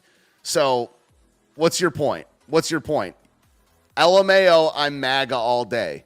You're probably a liberal. I will say that right now. Most MAGA people are liberals. They just don't know it. They're liberals from they're early 90s liberals, just like Trump. I'm MAGA all day too. I think Trump should win. I'm a ride or die Trump supporter. But that doesn't change the meaning of words. The meaning of words doesn't just update every five years. So, what's your argument, bro? You've argued like crap for an hour. I've been reading everything that you've been saying. We agree with each other on a lot. I believe it would be a wasted vote. Waste your vote on someone is gonna win. Just feminine followed by feminine sarcasm. Okay, can't blame you. But it's like, no, I do agree with you with the game theory thing. That's why we need Trump. I don't think DeSantis can win. So you're just an idiot then. Okay, I'm not talking about the year. So you're just an idiot is what I'm saying. You were born in 79. That's not what I'm saying. I'm saying a 90s era liberal. So you're just an idiot. So you're just a dummy. Oh, man. pro-gay, pro-populism, pro-big government spending. I mean, the last one, that's not really the pro-big government spending. That can be both conservative and liberal. But you're just an idiot. Oh man, I love when we find a winner. It's one of my favorite parts about it. It's one of my favorite parts of Correct Wing Weekly. It's not an episode of Correct Wing Weekly. I'm born in '79. It's like if someone says they're a Goldwater Republican. You know, it's like, I was born before Goldwater. I'm a JFK Democrat. I'm younger than JFK. Durr. Do you know how to talk about politics at all? They say I'm a Clinton Republican or a Clinton Democrat. I'm older than Bill Clinton. Durr. Oh, it's so funny, dude. I love it. I love when we find a winner. It's one of my favorite things. Sub to Anavultus, please. I see he gained a couple subs, which also makes whoever we're talking to wrong. I don't see I don't see your subs going up. Frank, thank you for putting Anavultus's link in the chat. I really appreciate that. He's almost at 500. Let's try to get him to 495. People do not know how to talk smack on the internet. I want to highlight this guy. No, this is going to be saved for my channel because my 2 Tim Pool's Music Sucks videos are blowing up right now. People just don't know how to smack talk. I guess they never played basketball. Big government spending is socialism liberal. Yeah, I guess you're right. But I mean, can't you spend big money on stuff that matters? I guess you're right. You're not wrong about that. Subscribe to KDZ as well. KDZ made the fantastic thumbnail for today. Durr. I was born in '79. I'm not a '90s liberal. That was shockingly dumb. I was shocked by that. Let's get him to 500. Yes, a couple people subbed to Anavultus, man. 94. Let's get him 6 more. I know there's not that many haters in the chat. Frank, where you at, Frank? Where you at, Frank? Let's get him 6 more before the end of the pod. You're a bum, bro. You probably live in your mama's basement. Yeah. So what I'm saying is, okay, liberal, yeah. Big government spending is liberal. Yeah, it's financially liberal. But almost like what I've been saying lately about this is that I don't even involve the economics in the right-left spectrum, but that's not what we're talking about. We're talking about liberal and conservative. Yeah, I got to modify my thinking a little bit. But do you think it's possible to have conservative big spending on stuff that matters? I'm trying to think of what it would be for you. Might be wrong. Bulldozing every abortion clinic. Conservative or liberal? Increasing taxes for 1 year to bulldoze every single abortion clinic. Conservative or liberal? Might be wrong. How can I be a 90th liberal? I voted for Bush. That's an interesting thought experiment right there. I beat the virus. Spending more than you have is never conservative. I called you illiterate last week. Well, so I'm part of the banter. I don't remember that, but I'm sorry. You clearly aren't illiterate, but because you're speaking in full sentences. I don't remember that. You got to understand that I'm on air about 25 hours a week, and this is always a thing. It's always a thing on this show. It's like always a thing, going to battle. So don't take it too personally. You can do it privately funded for less. But what if you can't? What if we can do it in you're just clearly a small, you're not a big-brained, big idea guy like me. I took the virus. There's a lot of great people on both sides. Lots of great people on both sides. I know Harry O. He's a great person. He couldn't vote for me at the time. Now he can vote for me once he gets out. I love Snoop D.O. Double G. Great person. So do you love Death Row Records? I love People on Death both Row. sides. I love Death. Excuse me. Fake news. I love Death Row. What's your favorite Death Row record, Mr. Trump?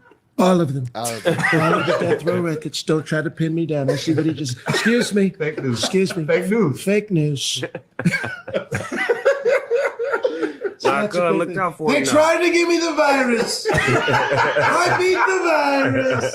I said they tried to give me the virus. Look. Anavultus says criminalize abortion everywhere. That's right. Still in the chat. We're trying to get to you to 500 subs today. Nice. 494. Come on. I know 24 of you got some. I know you got alt accounts. It's called We Do a Little Trash Talking. I agree with that. Just criminalize it. I'm trying to catch might be wrong in a thought experiment. Economics is life. Spending more than you have is never conservative. But what if the whole system is fake like it is right now? Like what if the debt is literally never going to go away? Isn't every single dollar spent by the entire government a dollar we don't have?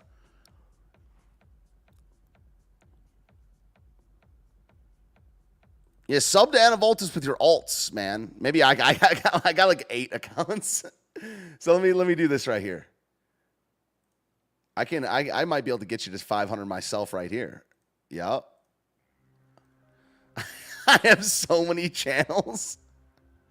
I'm just like an enemy of the state here over at Oh, I think I can get you single-handedly to I think I can get Anavultus single-handedly to 500.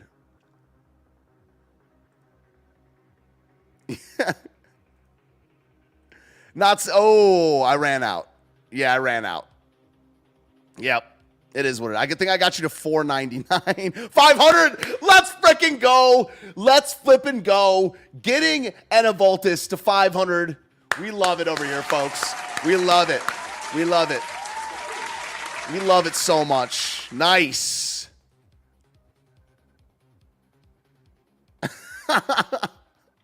I beat the virus.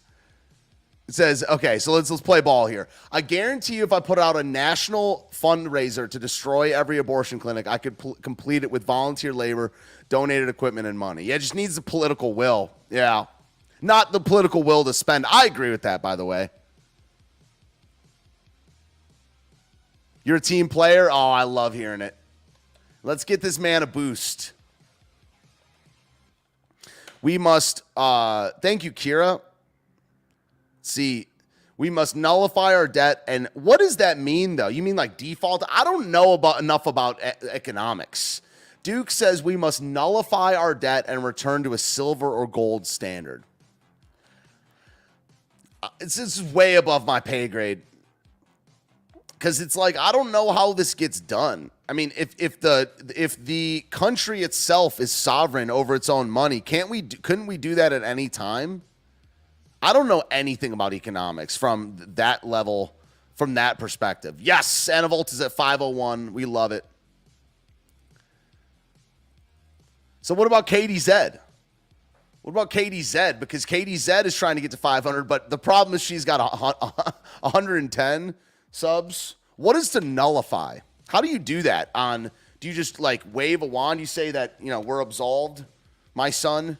Like, how does that work? What do you do it through executive order? How does it work, man? All I need is the political will to not restrain us. Yeah. Well, I mean, it's literally not outlawed nationwide. You know what I mean? So you would probably be met by police. So to not restrain us. Yeah.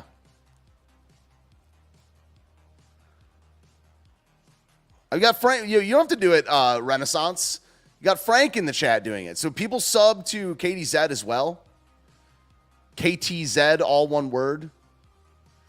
113. Let's flip and go.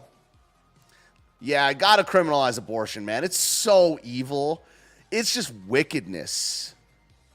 Everyone must pay $100,000 to a debt account. Yo, nah. No one. Most people don't have that money. That's just called tax. Everyone in the country. That's not gonna happen, man. So that's not nullified. Is that? I mean, look. That's communism. Because you're going to take it, it's going to come from the rich people. It's not going to work that way. What's going to happen is going to be the richest people have to pay for the people that can't. I mean, it's like 90% of the country doesn't have that. I don't know the numbers, but I mean, please. Default. Yeah, it's got to happen through you can't take money from people. You can, but you announce to the world that you would not be repaying your debts and say, cash me outside. I mean, that's how it's got to work, right? I took the virus. You guys want to do more articles? I mean, I'm down to stay around. Best memes. I don't like these memes right here. When people just hop on the bandwagon and change their avatar. America defined in a single word. I was going to put him. That's one of the funniest clips of all time. I was going to put him. And I was going to put him. I think some of this Biden stuff's on purpose. I was going to put him. Correct wing is inevitable. Let's go. Let's go. So we got Anavultus to 501. Watch his videos, though. Yeah, he's got some very interesting stuff. His abortion takes are so base, dude. Like, Anavultus is one of the most base dudes on abortion. I'll say that right now. Like, when I talked to him about it, I was like, dang. This is when I was getting red pilled on abortion. I wasn't that red pilled on abortion in 2019. I thought I was pro-life. But when we talked in 2020 during the Carl Emmerich streams, I was like, dang. I was like, that's based. And I just changed my mind in a second. Not everyone who can't pay goes into personal debt, huh? Not easy, but realistic. I'm just saying if they don't have the money, they don't have the money, right? That's all I'm saying. Everyone in the country. Everyone must do it willingly to save our nation, yeah. But what if they don't? The show goes on. I mean, because it's like, if you're saying everyone must pay. I'm really interested in this. I'm not trying to talk smack or whatever. That time is probably past. Everyone must pay $100,000, but then they don't. It's not must then, because you're talking about persuasion. This is the endless dilemma with government. It's like the minute you say must, that means force. Anavultus is literally a good human being. Dude, I cherished our time at Applebee's. Me, you, and him at Applebee's. I was so in over my head though. I learned a lot though. I learned so much.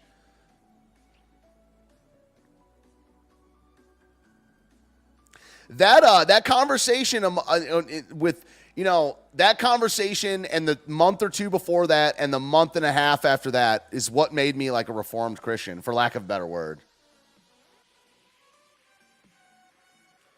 New poll says that Liz Cheney runs as an independent in 2024. It would benefit Trump, not Biden. Why do people like her? Does anyone, is she grassroots? Is there any sizable population that likes her that isn't like a lizard person? Who likes Liz Cheney? I'm trying to figure out who are the people that he likes. I don't think I can play this one. I got to play this one on the Daily Ignoramus. It has to do with the jabby stabby. And at this point, it's just not even worth it. This has nothing to do with with the caption. Let's just watch this clip from Fuentes, who I agree with on so much. We have to win at any... He explains the zero-sum thing really well here. We have to win at any cost. Us winning is always good, and them losing is always good. And that is the only thing that you need to know about politics. What is good for us is good. What is bad for them is good. That's what we need to know. There's nothing about this fairness or civility or the integrity of the procedure or following the rules. Amen on that. And I'll tell you why that is. It's because, and in case you don't understand this, in case you've been living under a rock for the past 3 months or 4 years, we're in a civil war. And the people on the other side are not our compatriots. These are not friends of ours. These are people who have a diametrically opposite view for what this country should be on issues that really matter. These people on the other side, they don't just think that we should have higher taxes. They don't just think that we should maybe have a more internationalist foreign policy. They want drag queens in public schools. They want to abort millions of babies, post-birth, late term. This is how I feel about it. I mean, this tribal thing is legit. I mean, they legit want to do these evil things, and it's like, it's not, I don't know. It's like, maybe I'm wrong. I'll think about it, but the seriousness of the situation is beyond who's the best man for the job. Doesn't matter to them. These people, because if they had it their way, would have you fired from your jobs. They would have you removed from social media. They would take away your right to vote. Look at what Barack Obama did when he was president. He stripped away conservative nonprofits, their nonprofit status. He went to gun manufacturers and bullet manufacturers and using the EPA, closed down their factories. Remember this? They have contempt for our way of life. They have contempt for us. And if they succeed, we will be wiped out, our country, our inheritance, our traditions along with us. And that is why any kind of idea that we are supposed to show these people some kind of fairness or consideration or goodwill or good sportsmanship, we're not playing a sport, we're in a war. And anything that we offer them is a concession, it's a surrender for them to make our lives worse and for them to hurt our country and our children further. I agree with that, man. It's like, I don't know, maybe I'm wrong. Again, I mean, every single time I talk to I almost said Nick Flynn. Every single time I talk to Anavultus, he makes me think. Okay, because I respect him as a thinker, and he's red pilled me on a lot of big stuff. So, but the zero-sum cold Civil War, culture war thing, I think that's what's going on right now, more so than like policy and Trump, in my opinion, is the only one that has the possibility of winning that and the possibility of, redeeming himself in this guy for the hour type way. Again, always could be wrong. This is not a good look right here. Blake Masters, based candidate out of Arizona, scrubs his website's policy page of tough abortion restrictions. Not good. Backtracks on abortion, scrubs campaign website. Ugh.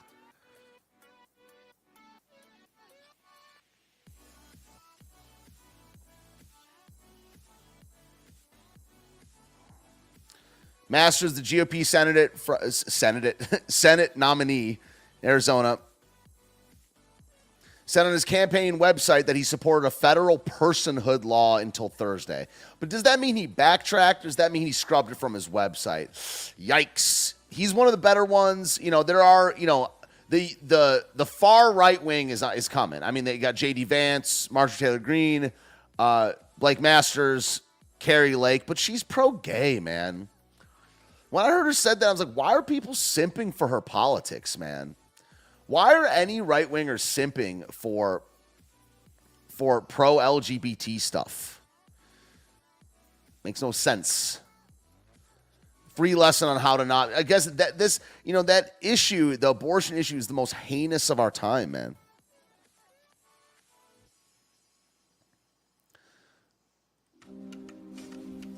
When is this from? Most people. This is from August 25th, 2022. People support common sense regulation around abortion. But Mark Kelly votes for the most extreme abortion laws. Like being a populist on abortion, appealing to the masses on abortion. Most people that call themselves pro-life are pro-life with exceptions, meaning, in my opinion, pro-choice, and most people are pro-life or straight up pro-abortion. So appealing to It's just simple moral logic. He's like, even if you're the last person on earth, even if there's no people left on earth, right is right and wrong is wrong because God says so. In the world, we're talking no limits up until birth. Think about how crazy that is. That's more extreme than Western Europe.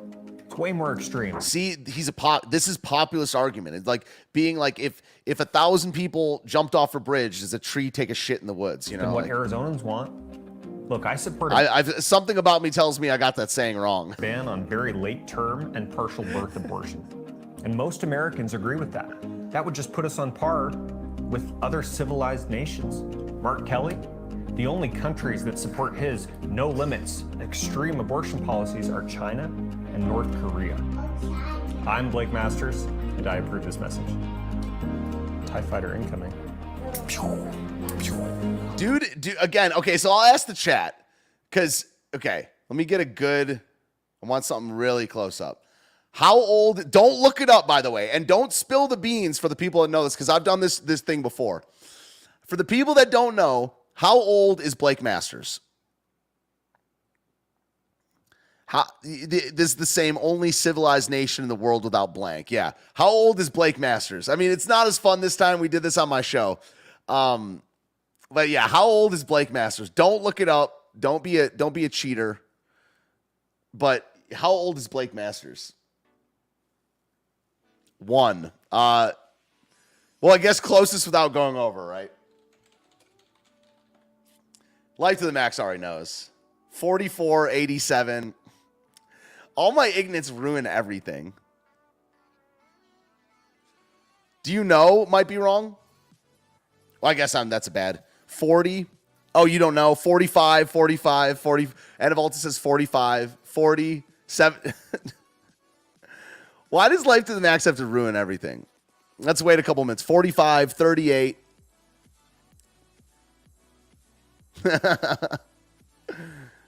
This one shocked me. Forehead looks mid-40s. Hervey says 17.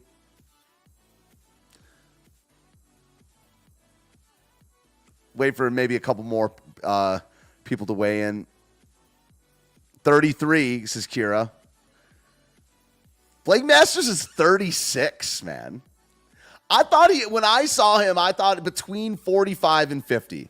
I was like, but he's 36. He just has that old face, and he's in shape. It's not like Brian Stelter. Brian Stelter is, I think, 36, and Brian Stelter just looks bad. Okay? Blake Masters looks old. He's 36. He's a year and a half older than me. He just turned 36. You know, it's weird because he's in shape. You know what I mean? Usually people are like a little bigger and that makes them look a little older. And like, I mean, I don't have a good hair like him. You know, I have a receding hairline and stuff like that. But I don't know. Is it the boyish joy?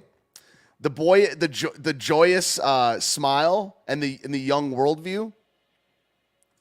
Yeah, I said the same thing, Insidious. Like 36. He just turned 36 too. I was like, wow. The cheekbones look tired, it says. Yeah, man. I mean, I that one really threw me for a loop.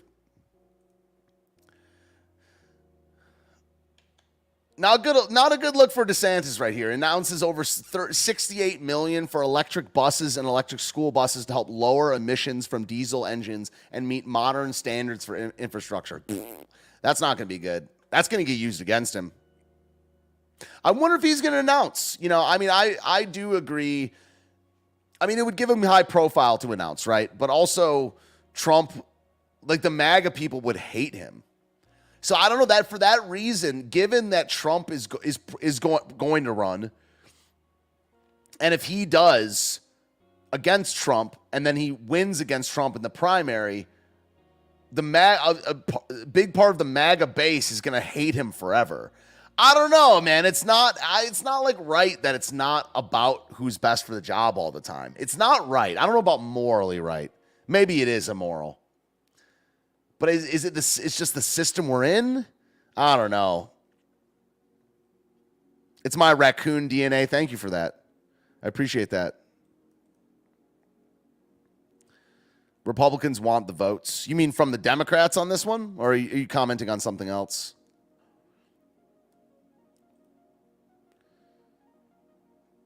It's unfair to force a truck driver to pay a loan for someone who got a PhD in gender studies. Yeah, I mean, it's not right. They just need a right to just...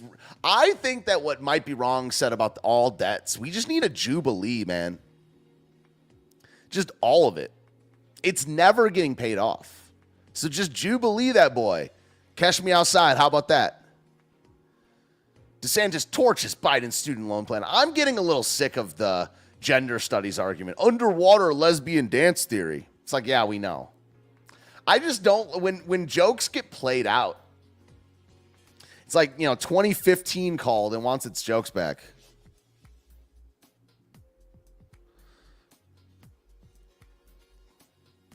The Pentagon ought to tap the largest pool of available talent, foreigners. I want a nation. What are we doing? F you, Fauci. Megyn Kelly unleashes unyielding fire on Fauci after he look at this stupid headline. I don't want to see this. He sounds like... How long is the full thing? 19 minutes. She's still around? Good riddance. No. 2018, yeah. I'm just on a higher level, bro. I like Mark Dice. Yeah, Mark Dice is pretty good. I don't watch him that much. I watch only 2 or 3 people. I only have time to watch 2 or 3 people. Yeah, I'm just on a higher existence than might be wrong. I was gonna say might be wrong watches all my shows, but he's usually behind by several years, so it's not surprising that my 2015 is your 2018. I'm just on a higher level of existence, bro. Trump fan who assaulted Capitol cops with a Trump flag and a billboard on January 6th gets over 3.5 years in prison. Look, everyone knows I was at January 6th. Everyone knows I got arrested and I got sentenced and stuff like that. I went through that whole ordeal. So I'm not going to opine on how much jail time or what the punishment should be for a person like assaulting people. Let's assume this guy's not a Fed or whatever. But this is like, you're a dum-dum if you attacked people. It was not even a thought of mine. This is where I think that like people as sovereign, this is what I really agree with Anavultus on. Not necessarily like just using this as a microcosm for like right wing is to believe in hierarchy. If you believe in hierarchy, you do not believe that like the people are like sovereign. That doesn't really compute. And I think the people as sovereign is what results in this like entitlement of like our house. I know in our system it does say that the people are sovereign, but it doesn't really work that way. Even if you say it in your documents, it is not in fact the people are sovereign. How does that even work? This is our house. We paid for it. I've been saying this stuff, and if this is a left-wing talking point, whatever, call me a lefty. But I've been saying this since I was a liberal. It's like, that's my road. I paid for it. It's like, no, you didn't. You paid a part in it. But you don't, because you paid your whatever $1,000 a year, you don't own the road. I mean, do roads have owners? Is it the people? Who are the people? It doesn't logically compute to me. And it's like, if you attacked someone that day, I don't know, like assault is assault. I mean, and look, this is a guy who's there, agrees with things about what their viewpoints are. I'll just put it that way, given that I'm not on my own channel. But it's like, if you're attacking people at all, I feel the same way about the cops, by the way. If the cops are like attacking people, that's assault and that should be treated as such. But in my opinion, the people that like attacked people, it comes from this democratic, I don't know what the right word, this popular sovereignty idea, which I just disagree with. This becomes like, we're going in there because it's our house. Like, is it though?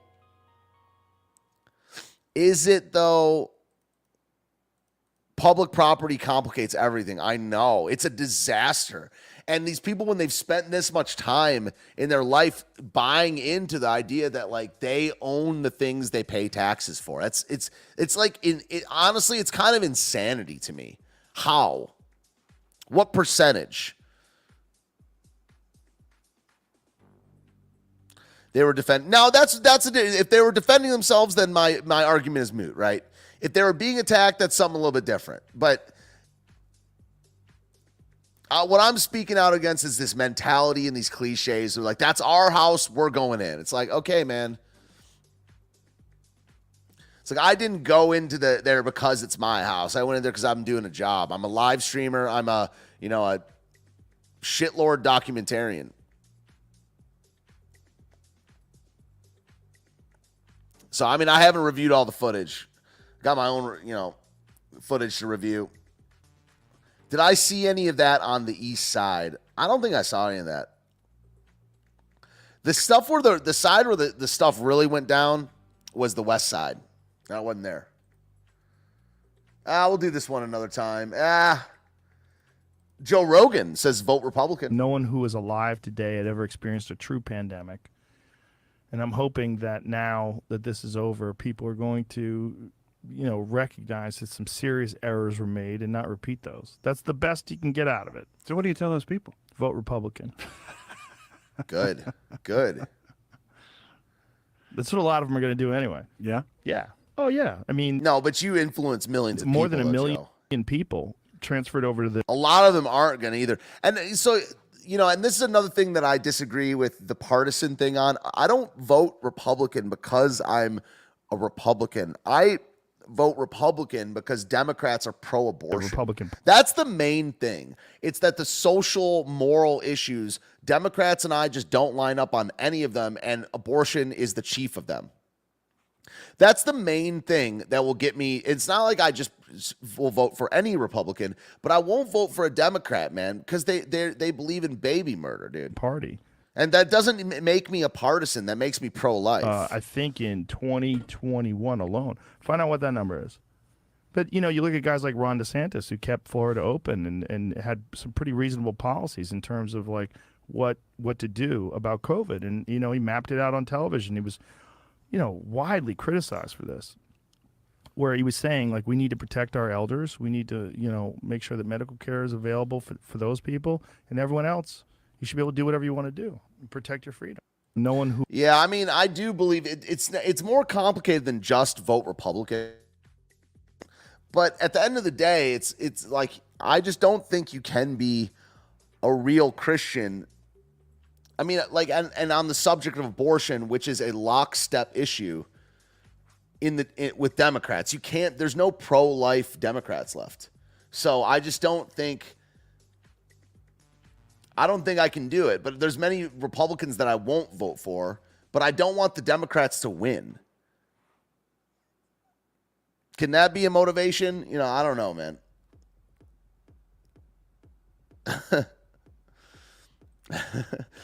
Hervey says, thanks, Joe. I'll try to remember to voot. Hope I'm not too high on weed and shrooms like you also recommend.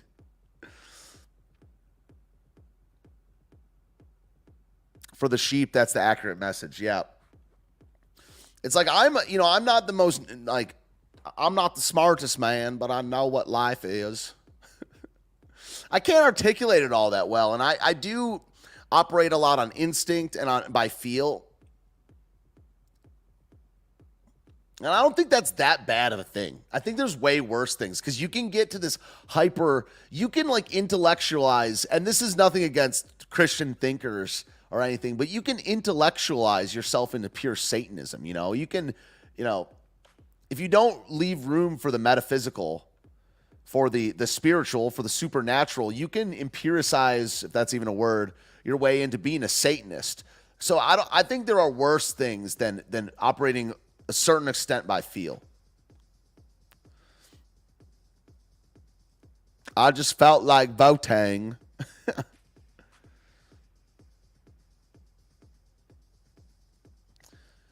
To punish Democrats, vote Republican. Dumb logic, but typical. Yeah. COVID is not that. I mean, COVID's over, dude. So like, there's other things to galvanize people now. COVID was pretty crazy anomaly. I mean, I took COVID seriously at the time. I still won't comply on anything, of course, but it's kind of flamed out.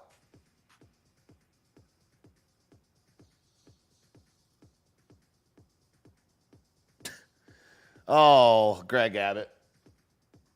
Today is Ukraine's Independence Day. Join me in praying for the Ukrainian people as they continue their fight for freedom and sovereignty.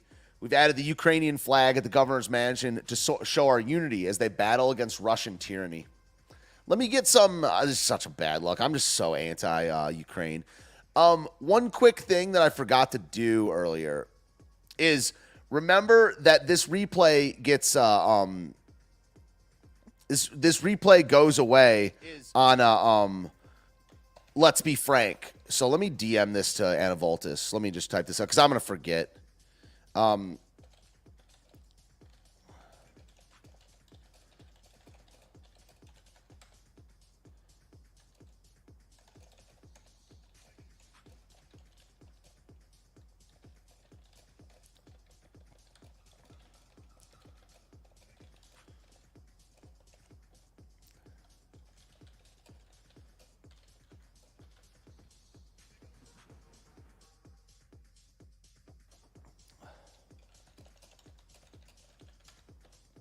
All right.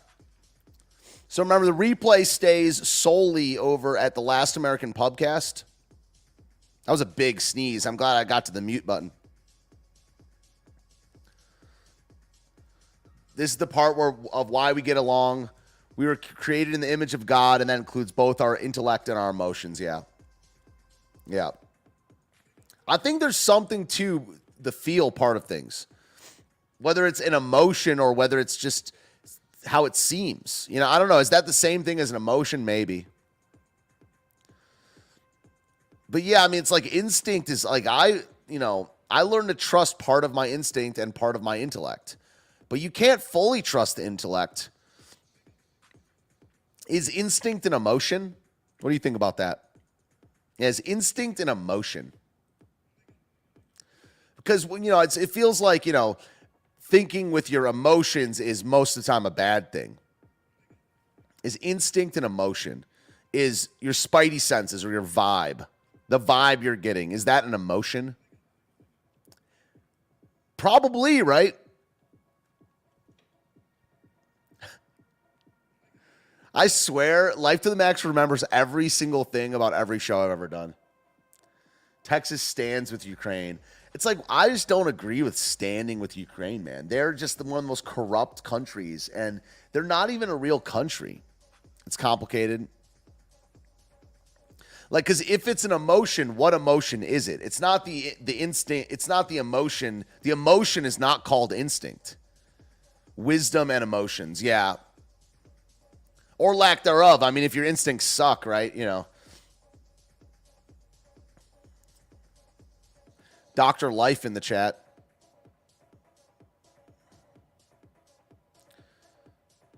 So, yeah, we got Anavultus to 502. What about KDZ? Should we get some last-minute subscribers? Hey, Frank, if you're here right now, bud, can you link these channels? Hey, Frank! Frank!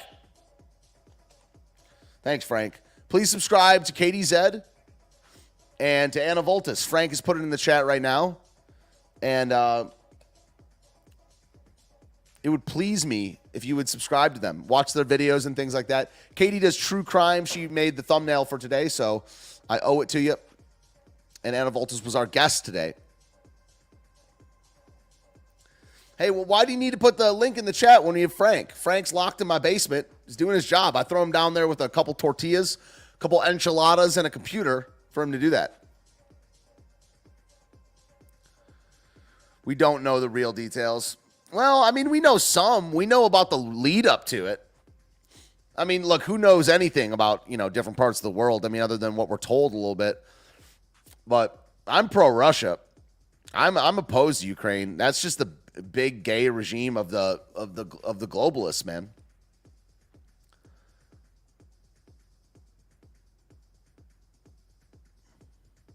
You like to see your unique URL. Oh.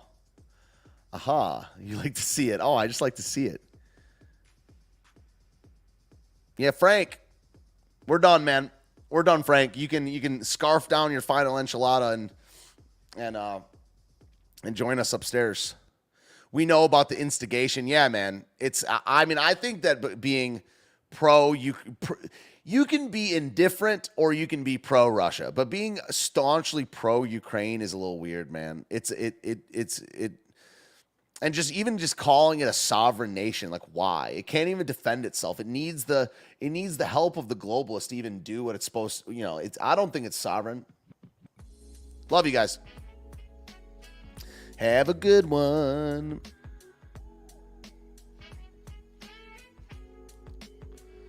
You're against the Ukrainian and Russian governments. I feel for both people. Yep. Since we're leaving, I'm not going to even, don't want to open up another can of worms. I love you. Love you, love you, love you. I think Timothy is several minutes behind. He's might be wrong today. It was a long one. Have a good one, everybody. Love you so much. This is episode 7 of, what's it called? Correct Wing Weekly. I streamed 11 a.m. Eastern time on weekdays, so we got one tomorrow. If you want to check me out there, get over to Odyssey. I would welcome you to subscribe to my Odyssey because thanks, Frank. Frank's putting my Odyssey link in there. I appreciate that. Trying to grow it over there because I take my replays off of YouTube because we get spicy. I say gamer words. But if you want to watch on YouTube, it's at Ignoramus Media. So I'll link that as well. Frank will link that as well. Thanks, Frank. I really appreciate it. So follow my Odyssey. We're here every Friday. Ooh, no show next week. I forgot about that. No show next week. I'm going to be on the road. Yeah, I'm not going to have time. I'm going to be doing a daily Ignoramus that day, but no Correct Wing Weekly next week. There's only 20 people here, but I figured I'd tell you. I'll tell Frank to put out a notice as well. So have a good one. My name is Steven.